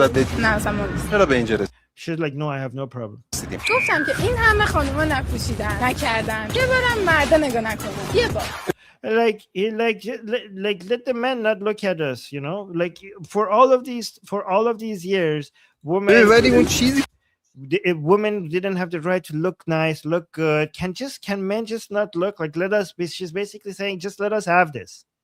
که من میفهمم چیزی که من میفهمم اینه که وقتی من مردا دخت بیام تو خیابون یعنی دارم خودم اجازه میدم بقیه من ببینن دیگه So he's saying like if me as a man come out naked into the streets, what I'm doing is I'm giving permission for everybody to look at me naked. Trust me, nobody wants to look at you naked.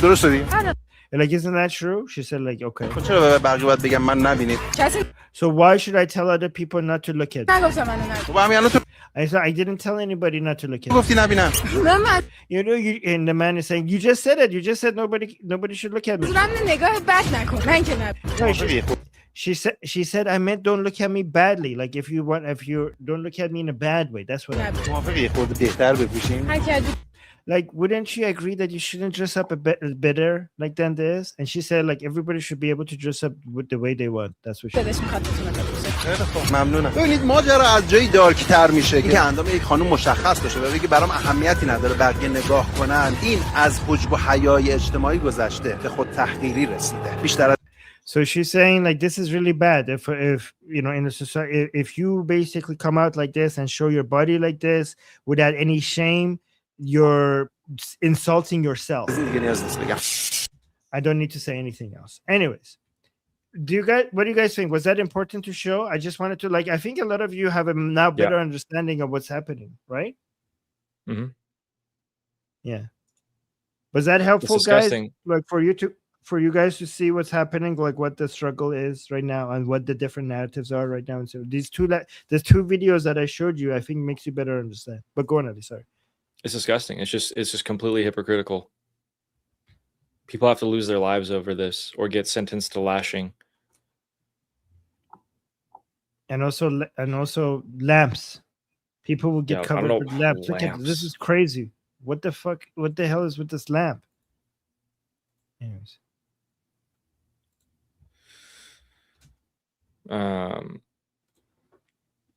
Okay, so guys, let us read you our super chats. So, and we will be looking for the latest news. And I'll give you, let's just read a couple before I give you some update here. Our first ones are from Nina, who became a YouTube member. Welcome, Nina. Haven't seen her in a bit. Yes, Nina.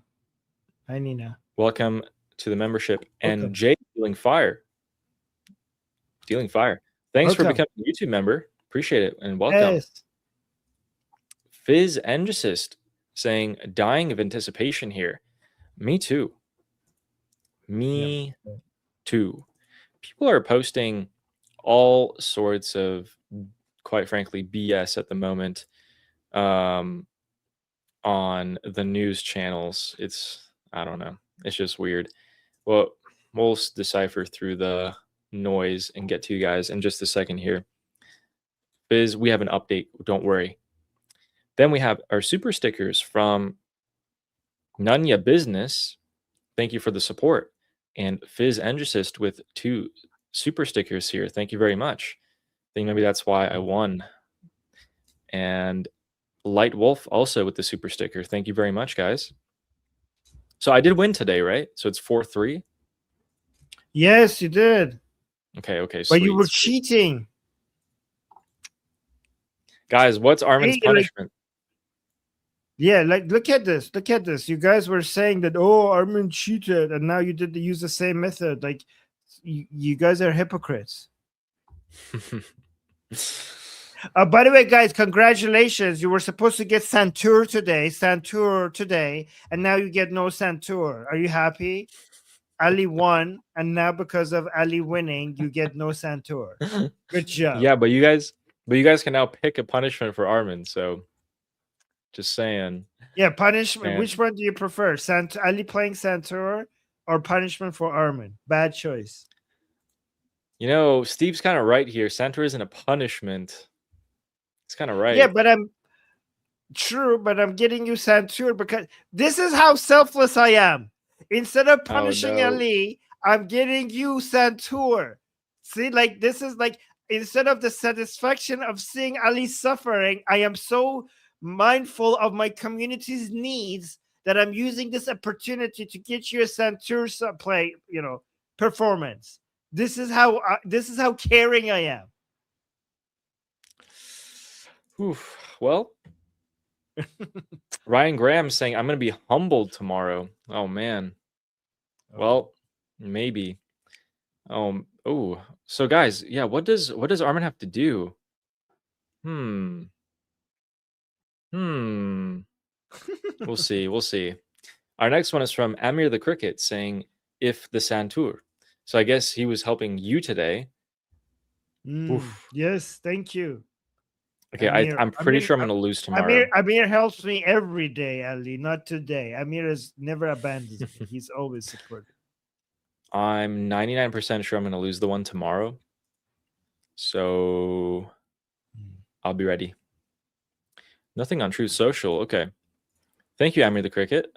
Hope you've been well. And our next one is from Miss Hypnotic saying, I saw that the famous Durka singer was kidnapped and eliminated. Yes, a religious vocalist, Ali. This is crazy. You're right. Let me actually show you. Let me. Hold on. So the guy who came from America to perform in the religious rallies, in the Durka rallies? Yes, one of them. Okay, I'll show. Oh, wow. Okay, so here, this guy. Yes, good job. You guys are aware. I thought, okay, here. No, not this one. This one. This guy, Hamid Reza Rajabzadeh, a religious vocalist, was kidnapped and killed. And the video of killing him was released, Ali. Oh, yeah. They say it. They released their body. They released their sexual fluids on him after they killed him, on his bodies. Yeah, and they sent that video to his family as well. Yeah, so they killed him, and they did weird sexual stuff on him. Okay, on his body, and they released a video out to him and his family. This religious Durka person, and we have no idea who did that. Yeah. Well, we have an idea, but yeah. Oof, man. It might be Ghalibaf people. It might be. This might be an anti-negotiation person. Yeah, I mean the vile, like the whatever they did to him is like vile. I don't think. Yeah, that's pretty bad. I don't think Iranian people would. Yeah, you're right. Ugh. I think it might have been one Ghalibaf people who did this to him. Oh man. Well, thanks, Miss Hypnotic, for reminding us of that. I forgot. Thank you for the super chat. Our next one is from Bill Kennedy saying, like Venezuela's CIA is paying off some IRGC people. Oh, like in Venezuela, the CIA is paying off some of the IRGC's people. Probably. Yeah. Mossad for sure. So yeah, probably. Yeah. It's not crazy. It's not crazy to say that. And thank you, Bill Kennedy. So Armin, that video of the Supreme Leader, Mojtaba Khamenei, that we just showed you guys, that one looks like people in the Islamic Republic themselves have come out and said that's actually fake. They came out and said that's actually from his past lectures in Qom.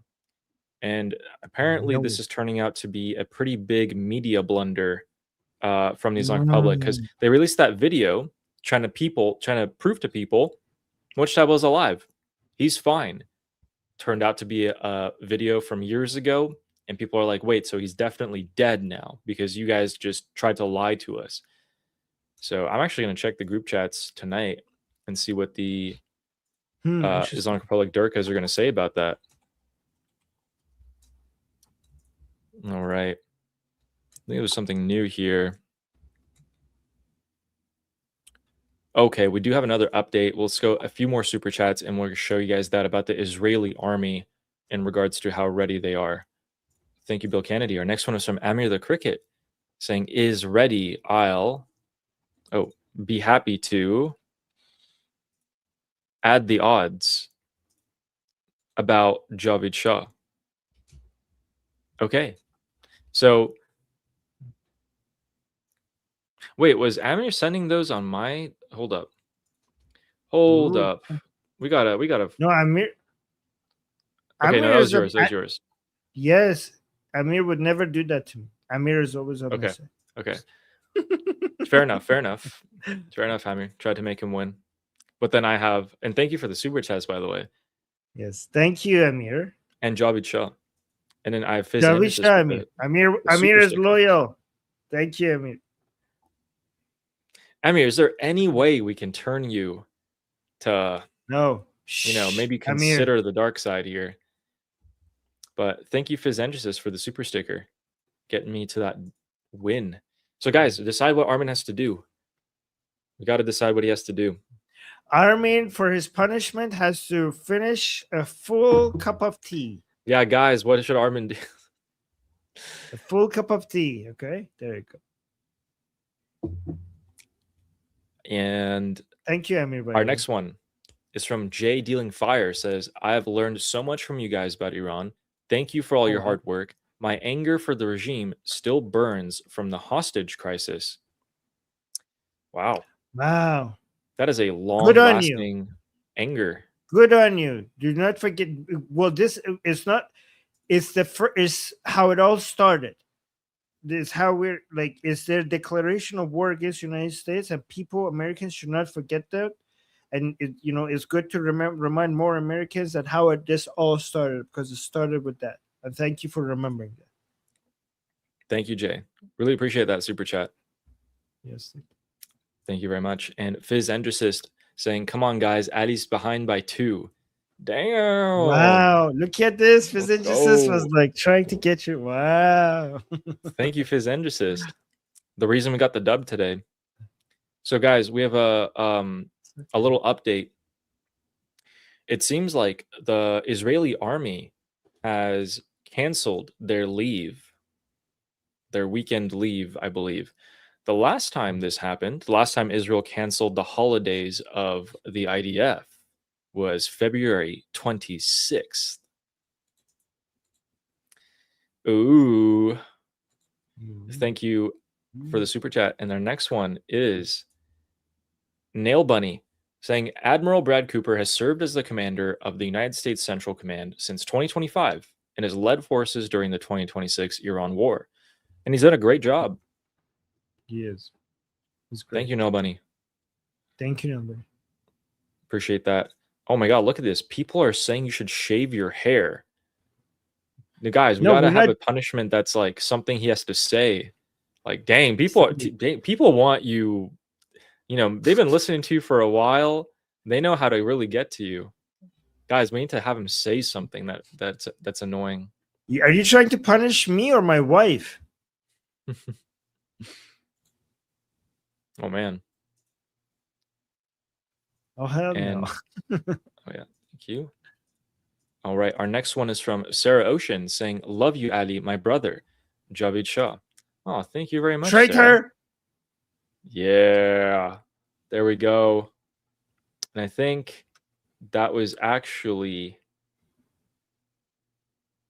yeah, there we go. Sarah likes to switch in between our chats, so that was on mine. Thank you. I know. I actually think that was the win. Sarah likes to switch. I think that was the win because right after Sarah's super chat, we got confetti. So, wow. So Sarah, you're responsible for the loss today. Okay. I'm still reading your guys' ideas here.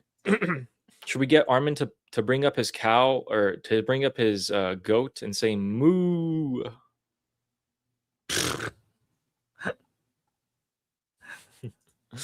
If you do that, I'll make Ali say, make the goat sound. If you make me say make the cow sound. And none of your business with another super sticker. Thank you very much. Also, is if that you do that, then I will not make the punishment Santur. So there's that. Okay, and thank you, none of your business. Oh, looks like he wants that punishment. Okay, and thank you, none of your business. I wonder if that's you in the profile picture. By the way, let us know. And thank you, Physendricist, as well. Saber Coaching says, underdog? Yes. Inshallah, you win today. Well, whenever you say inshallah, that it never happens. Isn't that true, Armin? People just say inshallah because they're like, oh, yes. Yeah, whatever, man. Yeah, inshallah. Yeah, sure. Yeah, you're right. Even Muslims use it as if it's not going to happen. Inshallah. Yeah. Just leave it up to God. Thank you, Saber Coaching. And 2032 Sherry says, Javid Shah. Javid Shah. Thank you very much for the super chat, Sherry. And Carrie Meadows says, go Ali. Ooh, we got the fan base. Thank you very much, Carrie. We won. We did it. Thank you. And then Arpad says, no Santur today. Yeah, Yes. apparently I got to lose one. Bad. You know, I think we're. Oh, Oop, did that make a loud noise? it's okay. Okay. We are due for another Santur session soon. And thank you for that comment. If Ali Ghalibov loses, profile yeah. And Ghalibov profile picture says, "Go Ali, bring the good news." Yeah, we got a lot covered today. There was a lot more that happened in the 24 hours prior that I thought would happen. There was actually a couple more things, but we'll get to that tomorrow. It's not very urgent. Super what? Okay. Thank you, Ghalibov profile picture. And Sherry says, "Love both my Iranian boys. Michigan auntie." Michigan auntie. Sherry, get out of Michigan- there. Get out Sherry of is there. our Michigan auntie, and Auntie K is our Florida auntie. You got to get out of Michigan. Oh. And thank you, Sherry, for the super chat. And Sarah Ocean. By the way, this says, is from Mary Poppins. This is from Mary Poppins, if you didn't know. Supercalifragilisticexpialidocious. Oh, yeah. You got it right. Expialidocious. Yeah. Huh. Yes. Did you know it's from Mary Poppins, or is it like... No, I had no idea. When did that movie come out? Wow. Wow, I know Mary Poppins. Poppins, and Ali doesn't know Mary 1964? Poppins. Dang. I thought it came out in like the 90s. Or, I don't know. Anyway. He doesn't know Mary Poppins. So people are saying too young to me, and and these people aren't much older than I am. So whatever. Anyway, Sarah Ocean with the next super chat saying, "I love Armin too. He's so sweet." Javid Shah. Javid Shah. Well, you made me lose, but okay. Thank you. See, this is how you get your thanks. Thank you. Thank you, Sarah. And Amir the Cricket saying, "Congrats, Ali. Maybe Santur next time." Yeah, if he loses. If he loses. Yeah, maybe if I win next time, you know. Oh man, I gotta bring my Santur out. It's it's oh god. So hard. And thank you, Amir. And Justin with a question here saying, "I'm wondering if that new..." Oh yeah, we did cover this one, and thank you for that. Yeah, that guy is doing way more good than harm. That new religious Durka extreme guy. So hopefully they don't do anything to him. And thank you, Justin, for the super chat. Our next one is from Beach Kid saying, "Confetti." Confetti. Thank you. I think that was for you. Yes, when I Yeah, that was for finally you. reached. Yes. There we go. I was behind. Confetti. Thank you, Beach Kid. And then Yes. Ghalibov profile Thank picture you. also with the confetti. Thank you both. Thank Kafar said silver star with the 2 jewels. Thank you as well. And Bill Kennedy says uprising needs to start soon with air support. I'm still a proponent of the United States and Israel flying Reaper drones and Dark Eagles overhead to provide some support as well. I think that definitely needs to happen, regardless if the Iranian people are armed or not. Has to happen. There's no excuse for it to not happen. And thank you, Bill Kennedy. Thank you. Lexus Dulce, thank you for the super chat, for the super sticker. Appreciate that very much. Hope you're doing well. And Fizz Andresis says, "Ali, any update on your friend in Iran?" Yeah, guys, I saw your chats about this. I was just waiting for this super chat so I could address it all in one go. They went to court and they're told to show up again in a couple of days. So we're kind of still in limbo here. But yeah, I think if they really wanted to bother her, they would have just given her like a sentence right then and there. But I think they're trying to, I don't know, make it convoluted for no reason. So maybe it's a good sign. We're not really sure yet. Yeah. But thank you so much for asking, guys. And thank you so much, Fins and Jasist. Thank you. Appreciate that a lot, guys. Yeah, so for context, for those of you who don't know, someone very close to me in Iran was arrested for hijab, for not following hijab, and taken to court. And that was last night for us and this morning for Iran. And yeah, they're just like, you got to come back again. They're just kind of like throwing her for a loop. So we're all kind of a bit concerned about that, but we hope, you know, there's ways out of it, you know.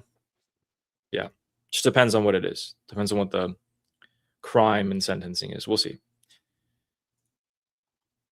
Lexus Dulce says, Turkey's pact doesn't automatically trigger NATO. It all depends on the situation, and each NATO country can decide how they want to be involved. Boos. Yeah, there's a few workarounds on the NATO clause 5. I think it's clause 5, something like that. Yeah. Okay. Yeah. Thank you, Lexus Dulce. Appreciate that super chat. And Katana says, we need about 2 to 3 million volunteer Garda Javidan once the regime falls to protect the new government and constitution. Mullah thugs will not give up. I don't think we'll have any shortage of people, but the military, so that the regular army is going to step in to provide safety. That's the card. That's the army's card. That's their role.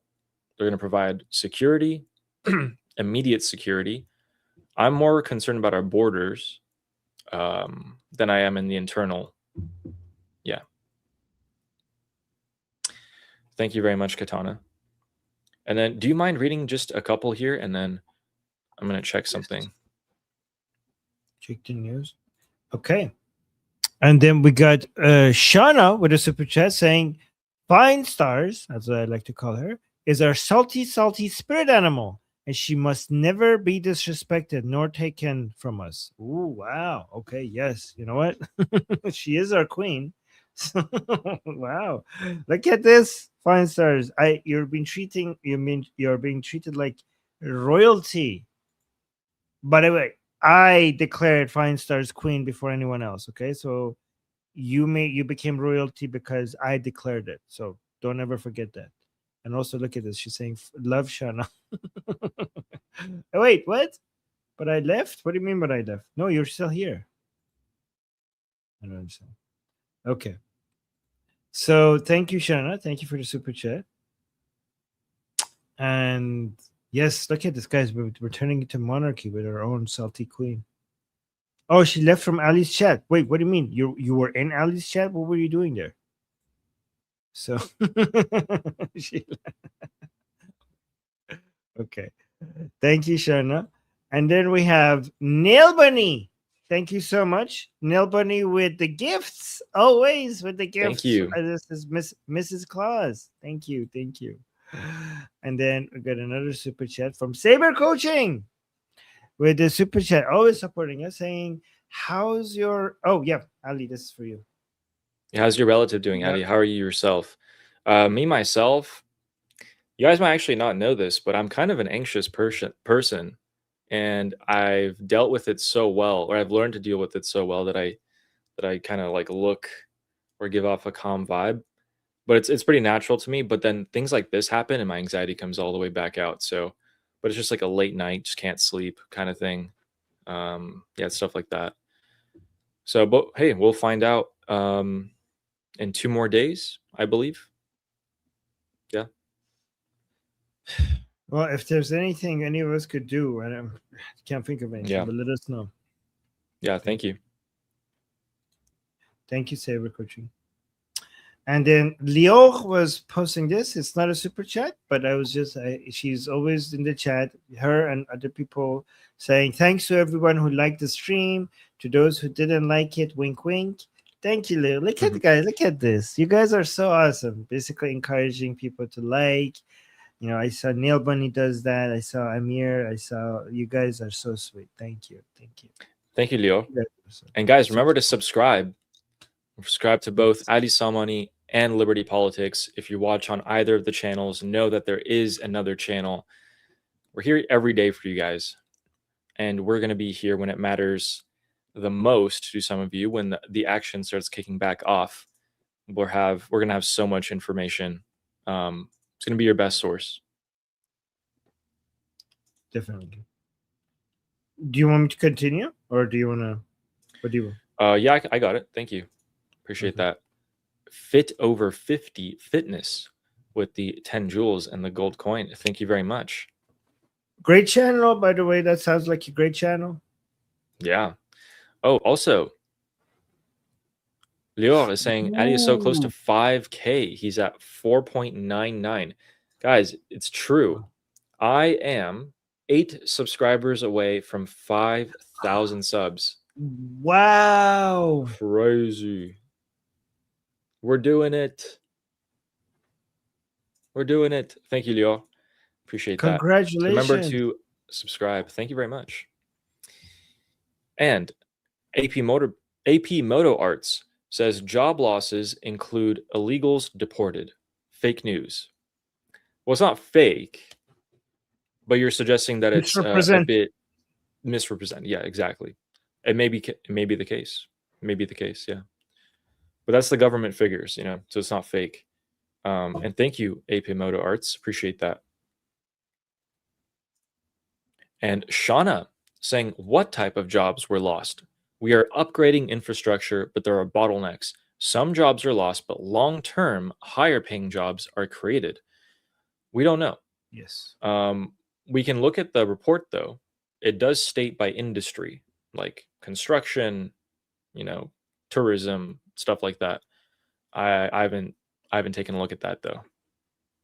So I could look at what is the reason behind the recent losses in jobs as reported recently in the United States. I could take a look at that and answer you guys. Yeah. Okay. Thank you. We'll come back to that, Shauna. And the next one is from Jets with the beautiful profile picture saying, Ali won. What a shame. Never mind, I take it back. No, he's winking, so it means it doesn't mean it. It's okay. Yes. What a shame. Right, Armin? So guys, what should we have Armin do? Otherwise, if no one says anything, I'm gonna go with the cow. Cow. If I go with the cow, I'll make you make goat sounds next time instead of Santua. But okay. All right. I'm down. All right. Okay. And thank you, Jets. Our next super chat is from Firejack. Says it's the quality of the super chat, not the quantity. And says, I think I got that right. Wouldn't you agree, Ali? Very funny. So he sends 3 in a row. Thank you, Firejack. Appreciate you. I would actually very much agree. I like quality over quantity. So, you know, the whole Islam, multiple wives, it's not going to work for me. Thank you. Hey, multiple wives is okay as long as women get to also have multiple husbands, in my opinion. It needs to be equal. Wait, here's the answer to the job losses. So U.S. non-farm payrolls unexpectedly dropped by 23,000 jobs in July, alongside 103,000 downward revisions for prior months. So heavy losses in local government, education, and retail trade heavily dragged down overall national payroll numbers.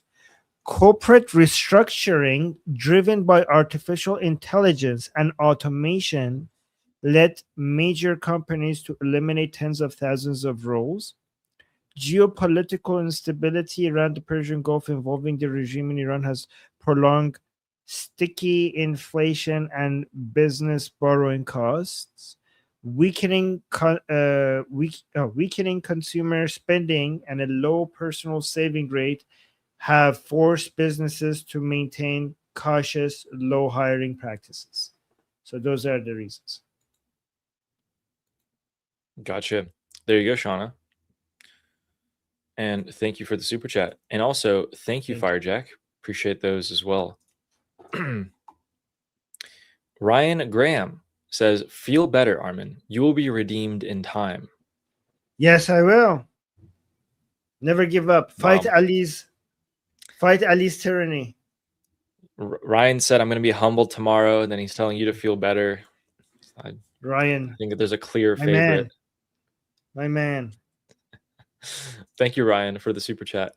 Mir Schreiber says, time for me to break character going on the triple shahada. Ali Vali. Ali Waliullah. Ali Waliullah. Ali Waliullah. Oh, that's Allah. So, Ashhadu anna la ilaha illallah is the first part. Wa ashhadu anna Muhammadan Rasulullah is the second part. Oh my God, look at Ali's reaction. He can't take it. And then there's a third part that only Shias Wait, why am I have. being punished? Wait, you lost today. Well, this is my freedom to say what I want. If you hate it, that's your problem. So yes, and then we have a third part. So the first part, which says that I testify that there is no God other than Allah. The second part says I testify that Muhammad is the prophet of God, and that ends it for the Sunnis. But the Shias also have a third part, which says Ashhadu anna Aliyan Waliullah, which means I also testify that Ali is the valley of Allah. What is a valley in English? Like the agent or the champion? What is valley? Guys, what's valley? Okay, you know what? Here, champion. La la la la la la la la la. Somebody saying yes. This is what all I'm hearing. There we go, Richie. And thank you for the super chat, Mir. Our next one is from Effie saying, do a review of the ICE video. The what? Like the government agency ICE? Oh no, yeah. Like the ICE. Oh. That guy. Yeah. we should show that at some point, actually. A lot of people haven't seen that. Yeah, we should show that sometime. Yes. Thank you, Effie. Okay, we'll remember that. And Mir Schreiber. Oh no. Okay. All right, whatever. Today I decided to break character and give a super chat to Ali Vali Allah, but mistakenly put it on Armin's channel, so then I removed it. Allah doesn't want my money. Wait, how could you remove a super chat? No backsies. Wait a second. You gave me a super chat by mistake? Okay. So the first one was to you. This one's to me. Gotcha. Okay. Yeah, but don't call me that. But look at this. He hates your super chat. Like he was closing his eyes, pretending like it wasn't happening. So just come to my side. Painful. I'll take all your Dorka super chats. Your Ali Vali super chats. Guys, you know, he said it himself, you know. You can say Ashhadu anna Armin Waliullah or Armin Value Iblis. Ali Armin Value Iblis. Say that. See? Oh, you don't even know what I know what I said. What I said wasn't even bad. I changed it. I enhanced it. You're praising yourself, I believe. Yes. But not as the agent of Allah. Okay. Thank you, Mir Schreiber.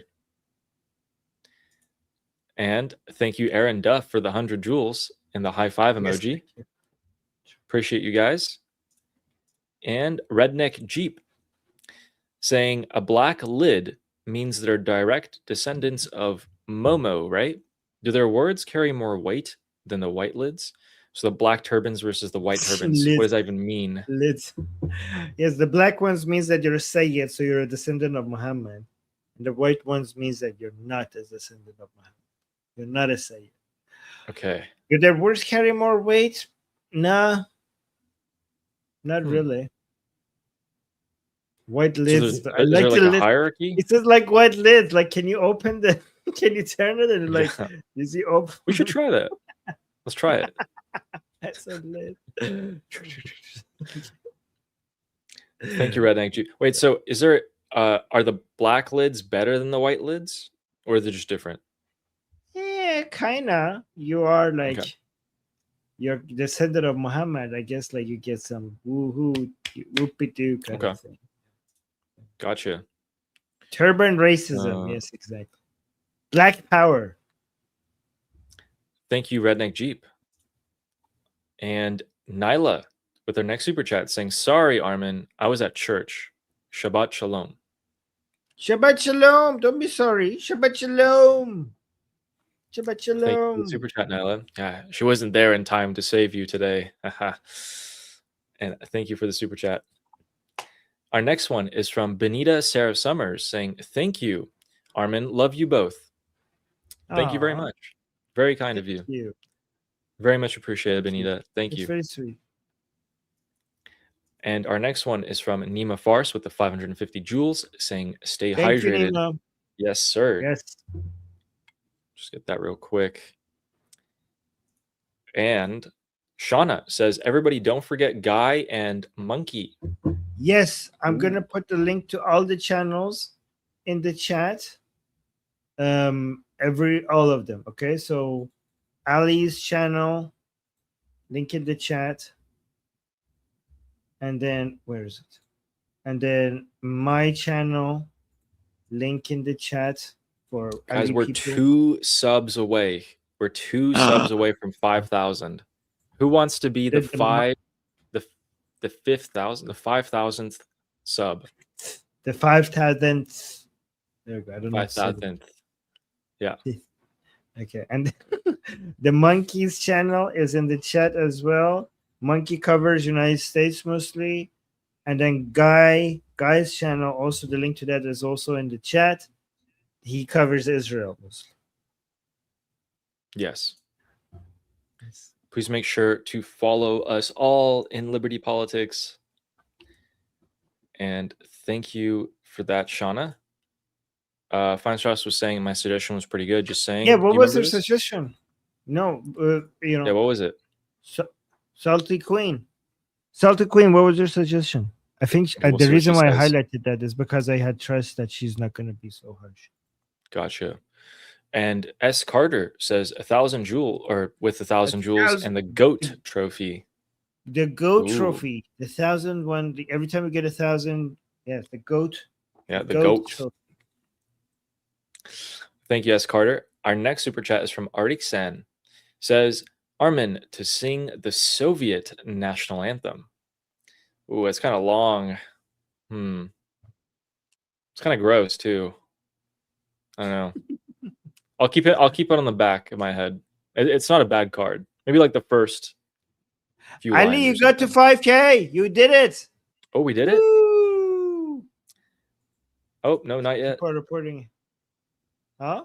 4,999. Oh my God, who wants to be the Oh, wow. 5,000? Ooh. Oh, I'm 5K. Big Bad Benyo said that. Wait, it still says 4,999. Why does it say that? Huh. Maybe people are unsubbing to be the 5th. Wait. 1,000. No, look, it's 5K now. Look. Oh, it did it. Wait, let's see. 5K. We did it. Woo! 5,000. It took us 96 days. Wow. Let's go. Guys, this is why you should come and start YouTube with Liberty Politics, okay? This is why you join our discussion group, because it's Ali, how long does it usually take for people to get to 5,000 subs? I know how long it takes to get to 1,000 subs. How long? Takes 18 months. 18 months. And Ali got to 5K in how long? 96 days. Right. So join the Liberty Politics family. Come join our discussion groups, because if you're interested in starting a YouTube channel, then you could actually do so by joining our community. And you could, if you're interested in politics and you want to make some side income by just talking about politics, just come there and talk to us. And if you see that you're able, then we will help you grow your YouTube channel, like with Ali. Look at this. Congratulations, Ali. 5,000. Thank you. Thank you. That's great. I'm going to let it sink in. I don't think it's really hit. Oh, 5,001. Okay, now it's official. All right, we did it. We did it. Thank you, guys. By the way, you guys have been very, very kind to me. Thank you so much. I've been trying to... My goal from the beginning was to make you guys feel better about what's going on in Iran. because at the end of the day, I knew that regime change was going to happen no matter what. To make you guys feel better was the goal. So I did that through giving you more information, more visibility on what's going on, and what that means in terms of regime change. So I was hoping that would be like the formula to make people feel better. Yeah. Ali, I think your channel is gonna go so fast, so much faster. I hope so. Yes. Yeah, it's harder to Exponentially. get to the first 1,000 or the first few thousand than it is to go from like, 10 to Yes. 20. Yeah. Yeah. Thank you. Maybe I'll have like a members only live stream or something to celebrate for that. That's a good idea. Member only live Yeah. stream. 5K, 10K, 20. Yeah, I'll do it all. Thank you guys. Really, seriously, thank you all so much. It's been really, it's been letting me keep going every day. So I'll put another few hours of work into it on the back end. Yeah, it's great. It's great. I love it. And thank you, Armin, for making me do it. He was like, do it. Alright. Yes. I was like, this guy's smart. We need to share his voice with the world. The whole world needs to know this guy. Thank you. And let's keep going on. We have just a few left. Let me check the news real quick. Okay, nothing going on. So it looks like today will not be the strikes either. Unfortunate. Ariksan says, Armin to... Oh, yeah, we did that one for the Soviet national anthem. I'll keep that in the back of my head. And Saber Coaching says, Ashadu anna ridam... No. Bagura Hashimullah. You said, guys, I didn't say the dirty part, okay? Ali said that. I'm just reading, now that he said it, I'm reading the rest. Yes. Bagura Hashimullah. I actually have that word on my water bottle here. Wait, that used to be my catchphrase on the Persian channel. Is that where you got that? Really? No, this one is like Har ki ino bekhune khare, or Har ki ino bekhune khare. Whoever reads this is an idiot. Didi ridi, like you messed up. Yeah. You effed up. But that was my catchphrase on the Persian channel until people told me to be more polite. I mean, yeah, that was a good advice. You know what the best advice is this one. If she's khoshgel, she's mushgel. If she's pretty, she's a problem. That is the best piece of advice. Come on, everyone has to agree with that one. There's not anyone who can disagree with that. Okay. Anyway, thank you, Saber Coaching. And our next one is from Mir Schreiber saying, just studied Arabic. That's why I try to share it. I'm sorry about your relative. Thank you. I think deep down, I think it'll be okay. I mean, I contacted 3 different lawyers in Iran, and I asked them pretty extensively. But the problem is, like, this is not a law. It's a I don't know what it's called. They told me it was a certain word. It's like a different court. It's like a religious thing. It's not like in the law itself. Yeah. So they can do whatever they want. So ridiculous. Yeah, they can do whatever they want. They're just like, they're abusing people for they have a political infighting, and they're using people as like pawns on their chessboard. Just destroy someone's life just like that. It's insane. America is, Michigan. Let's not vote for that Islamist communist guy. Might be coming to a home near you this summer. But thank you, Mir Schreiber. I really appreciate that. And good job on learning Arabic. Yes. Yeah, it's a hard language. A lot of people try Farsi after that. A lot of people in Israel study Arabic. Jewish people in Israel study Arabic and Persian, which is amazing. Yeah. Good job. Yeah, actually, Bibi was interviewed by Sean Hannity. He interviewed Benjamin Netanyahu 2 weeks ago, and he asked Netanyahu, "Why are you learning Arabic?" And Netanyahu said, "Because I want to go to Paris." What? Anyway, yeah, we showed that clip on stream. It was pretty funny. Thank you, Mir. Our next one is from 40 Winks, saying, "Addy, FYI, Pete Hegseth is not a military commander. He is a department head. Admiral Cooper is commander of CENTCOM in operational command, and he works directly for the commander-in-chief, Donald John Trump." That is true. But it looks like, at least from the reports, and I doubt this, but the reports say Brad Cooper can't really get an audience directly with Donald Trump. He reports to Dan Kane, who then reports to Hegseth, who then reports to Donald J. Trump. Who knows what's really happening behind the scene? I would never leak my, communication command, or if I did, it would be totally false. So, yeah. But thank you very much, 40 Winks, for the clarification there. Thank you. Appreciate that. And Skies on High says, have not seen a nice rant in a long time. By the way, I was thinking about that for a second. Yeah, you're right. He is the department. He's the head of the department. I knew that. I didn't know that he wasn't a commander level, though, which makes sense. Anyway, some dumb stuff that I never think about. Thank you. Skies on High says, have not seen a nice rant in a long time, Armin. Love your rants. I know I don't get the chance anymore to, because in the morning show I'm with Monkey and he gets this say, and here is like Sally's show, so I don't have my own time with you guys anymore. Like I don't have my separate time, just chilling with you guys and talking with you guys and responding to stuff just by myself with you guys, and I miss that. I should find time to make room for that. Yeah. I mean, I think you could do it with Monkey. I feel like his energy would kind of feed off of yours. If you rant, he'll rant. Yeah, I mean, yeah. I don't know. I have to see if I could make some space for just my points at some point. Well, I don't know if I get.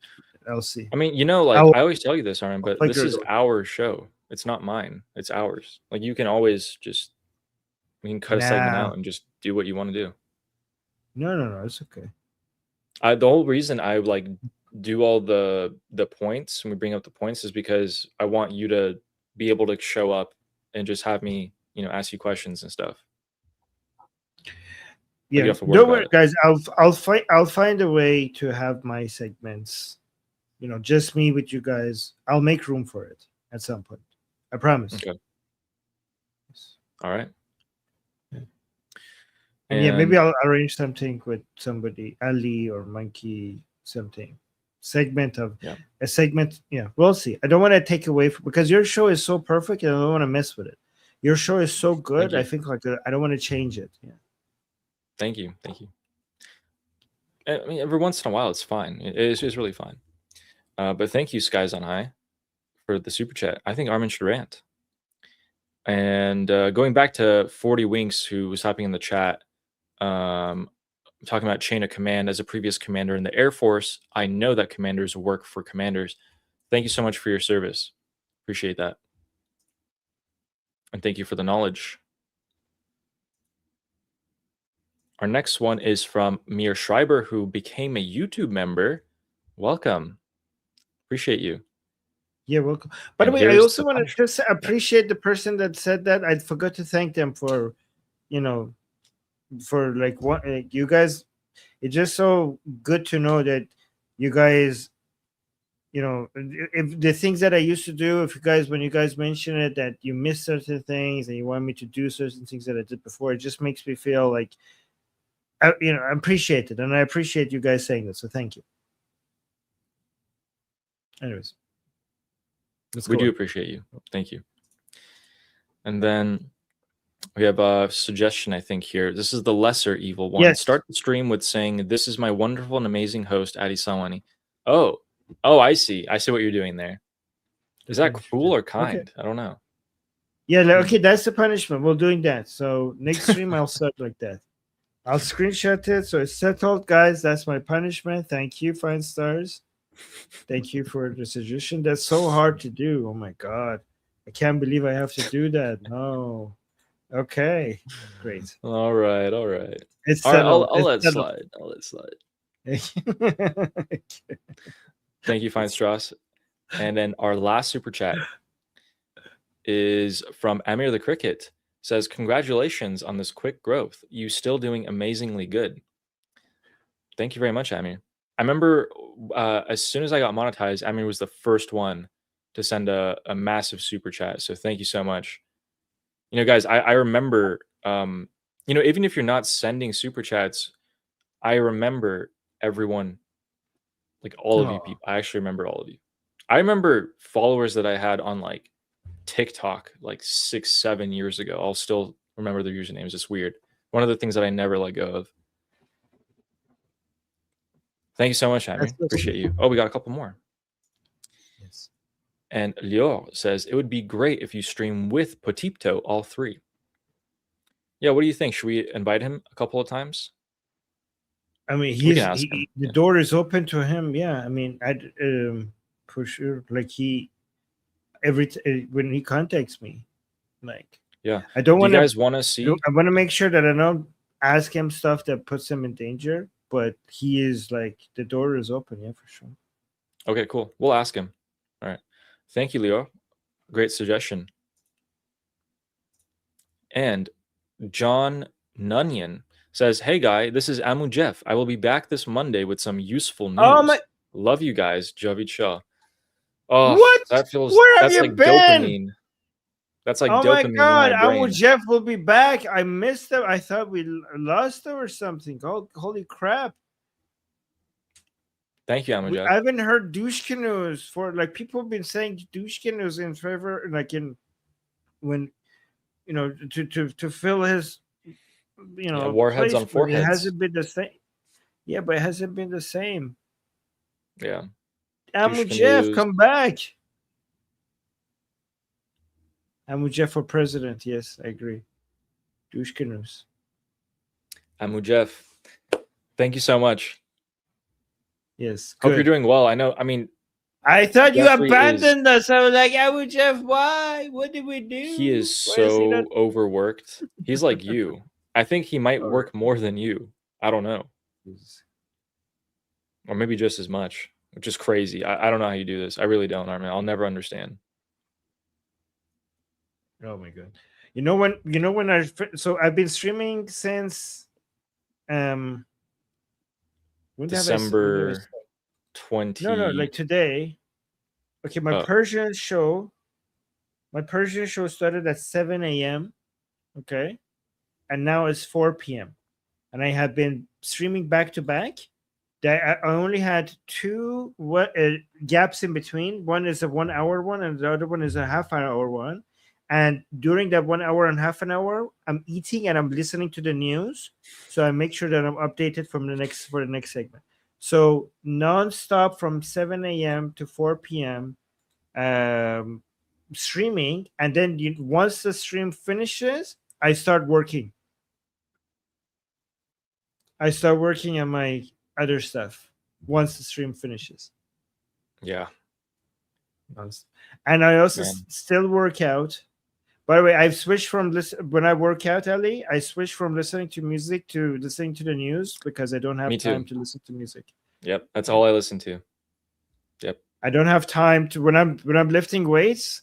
I don't have time to listen to anything but the news because that's exactly.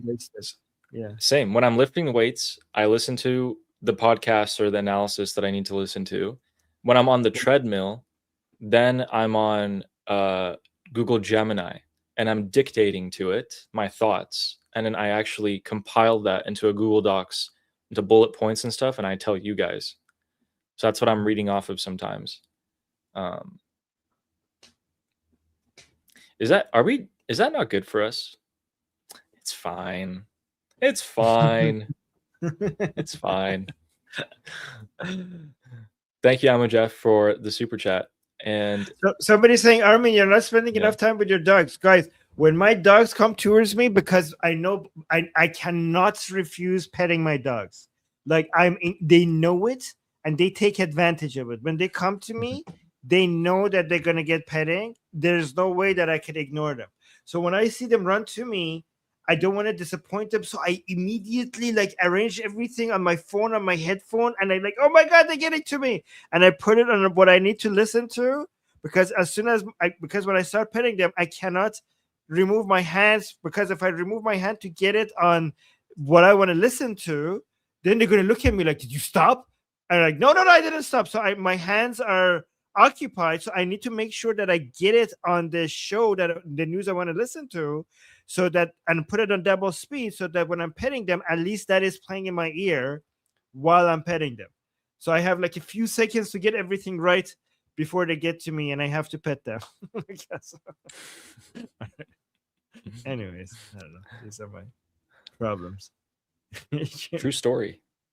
Yes. And then our next one is from Redneck Jeep. I don't train my dogs. My dogs train me. They know, they have figured out that if they look into my eyes like this, they could make me do whatever they want. They figured that out. Every time I stop doing what they want, they just look at me in my eyes. I'm like, really? I'm like, okay, I'm sorry. I'm sorry. Like, wow, this works every time. Anyways, okay, continue. Our next one is from Redneck Jeep saying, hey, Armin, it's Arabian Gulf. Ooh, that's pretty cruel. Hey, that is no. We don't joke about that. We don't joke about that. That is not us. Yeah. Yes. Thank you, Redneck Jeep, for the super chat. It has been the Persian Gulf, for always been the Persian Gulf, and it will always remain the Persian Gulf. And this is not an Arab thing, anti-Arab thing. This is not an anti-Arab thing, because we already have the Arabian Sea, and the Arabian Sea will remain the Arabian Sea, and the Persian Gulf will always remain the Persian Gulf. Gotcha. And our final one is from Amu Jeff again, saying, working AI, Angel, IDF, AI, took Mullah AI off. Oh, working AI is an angel, or no. Yeah, AI is an angel. The IDF AI took the Mullah AI offline. Very interesting. Very, very interesting. Maybe that's the good news that we're going to hear more about on Monday. When I hear that Amu Jeff has good news for us, that's dopamine. That's something important. Okay. Can't wait to hear it. Hopefully tomorrow. Yeah. So let's close that. Here's what's happening with Donald Trump's schedule tomorrow. As per usual, at 8 a.m., he has executive time, closed press. Then he's going to go from New Jersey right now, where he's playing golf, back to the White House. And the entire day is closed press or restricted press. So that's his Sunday. Very interesting. There's usually a lot more meetings scheduled for him, but there's actually only one event, which is 8 a.m. executive time for the president, and that's it. Just going back to the White House, so slightly unusual. All right. Guys, that is us for today. Really appreciate you guys coming to watch. As always, please remember to subscribe to us. And Armin, is there anything you want to say? Yes, I want to say we'll see you same time tomorrow. Thank you for liking and subscribing. Make sure you check out our discussion group. The link is in the description. The link is in the QR code at the top left. Ali and I are there. We have every day we have group calls where we could come there and talk to us. There are many of them that are free. And until same time tomorrow, I'm Israel Chai. Slava Ukrainian. Cuba Libre. Taiwan Jiayo. Long live America. Javicha. Payende. Iran. See you guys. And thank you, Redneck Jeep, for encouraging a rant. Oh, yes. And Do we super chat on each page to count? Hugzell, yes. So whoever's page you're watching and you super chat goes to that person. Counts towards their counter to win the race. Yes. All right, Yeah. guys. Payende Iran. See you guys tomorrow.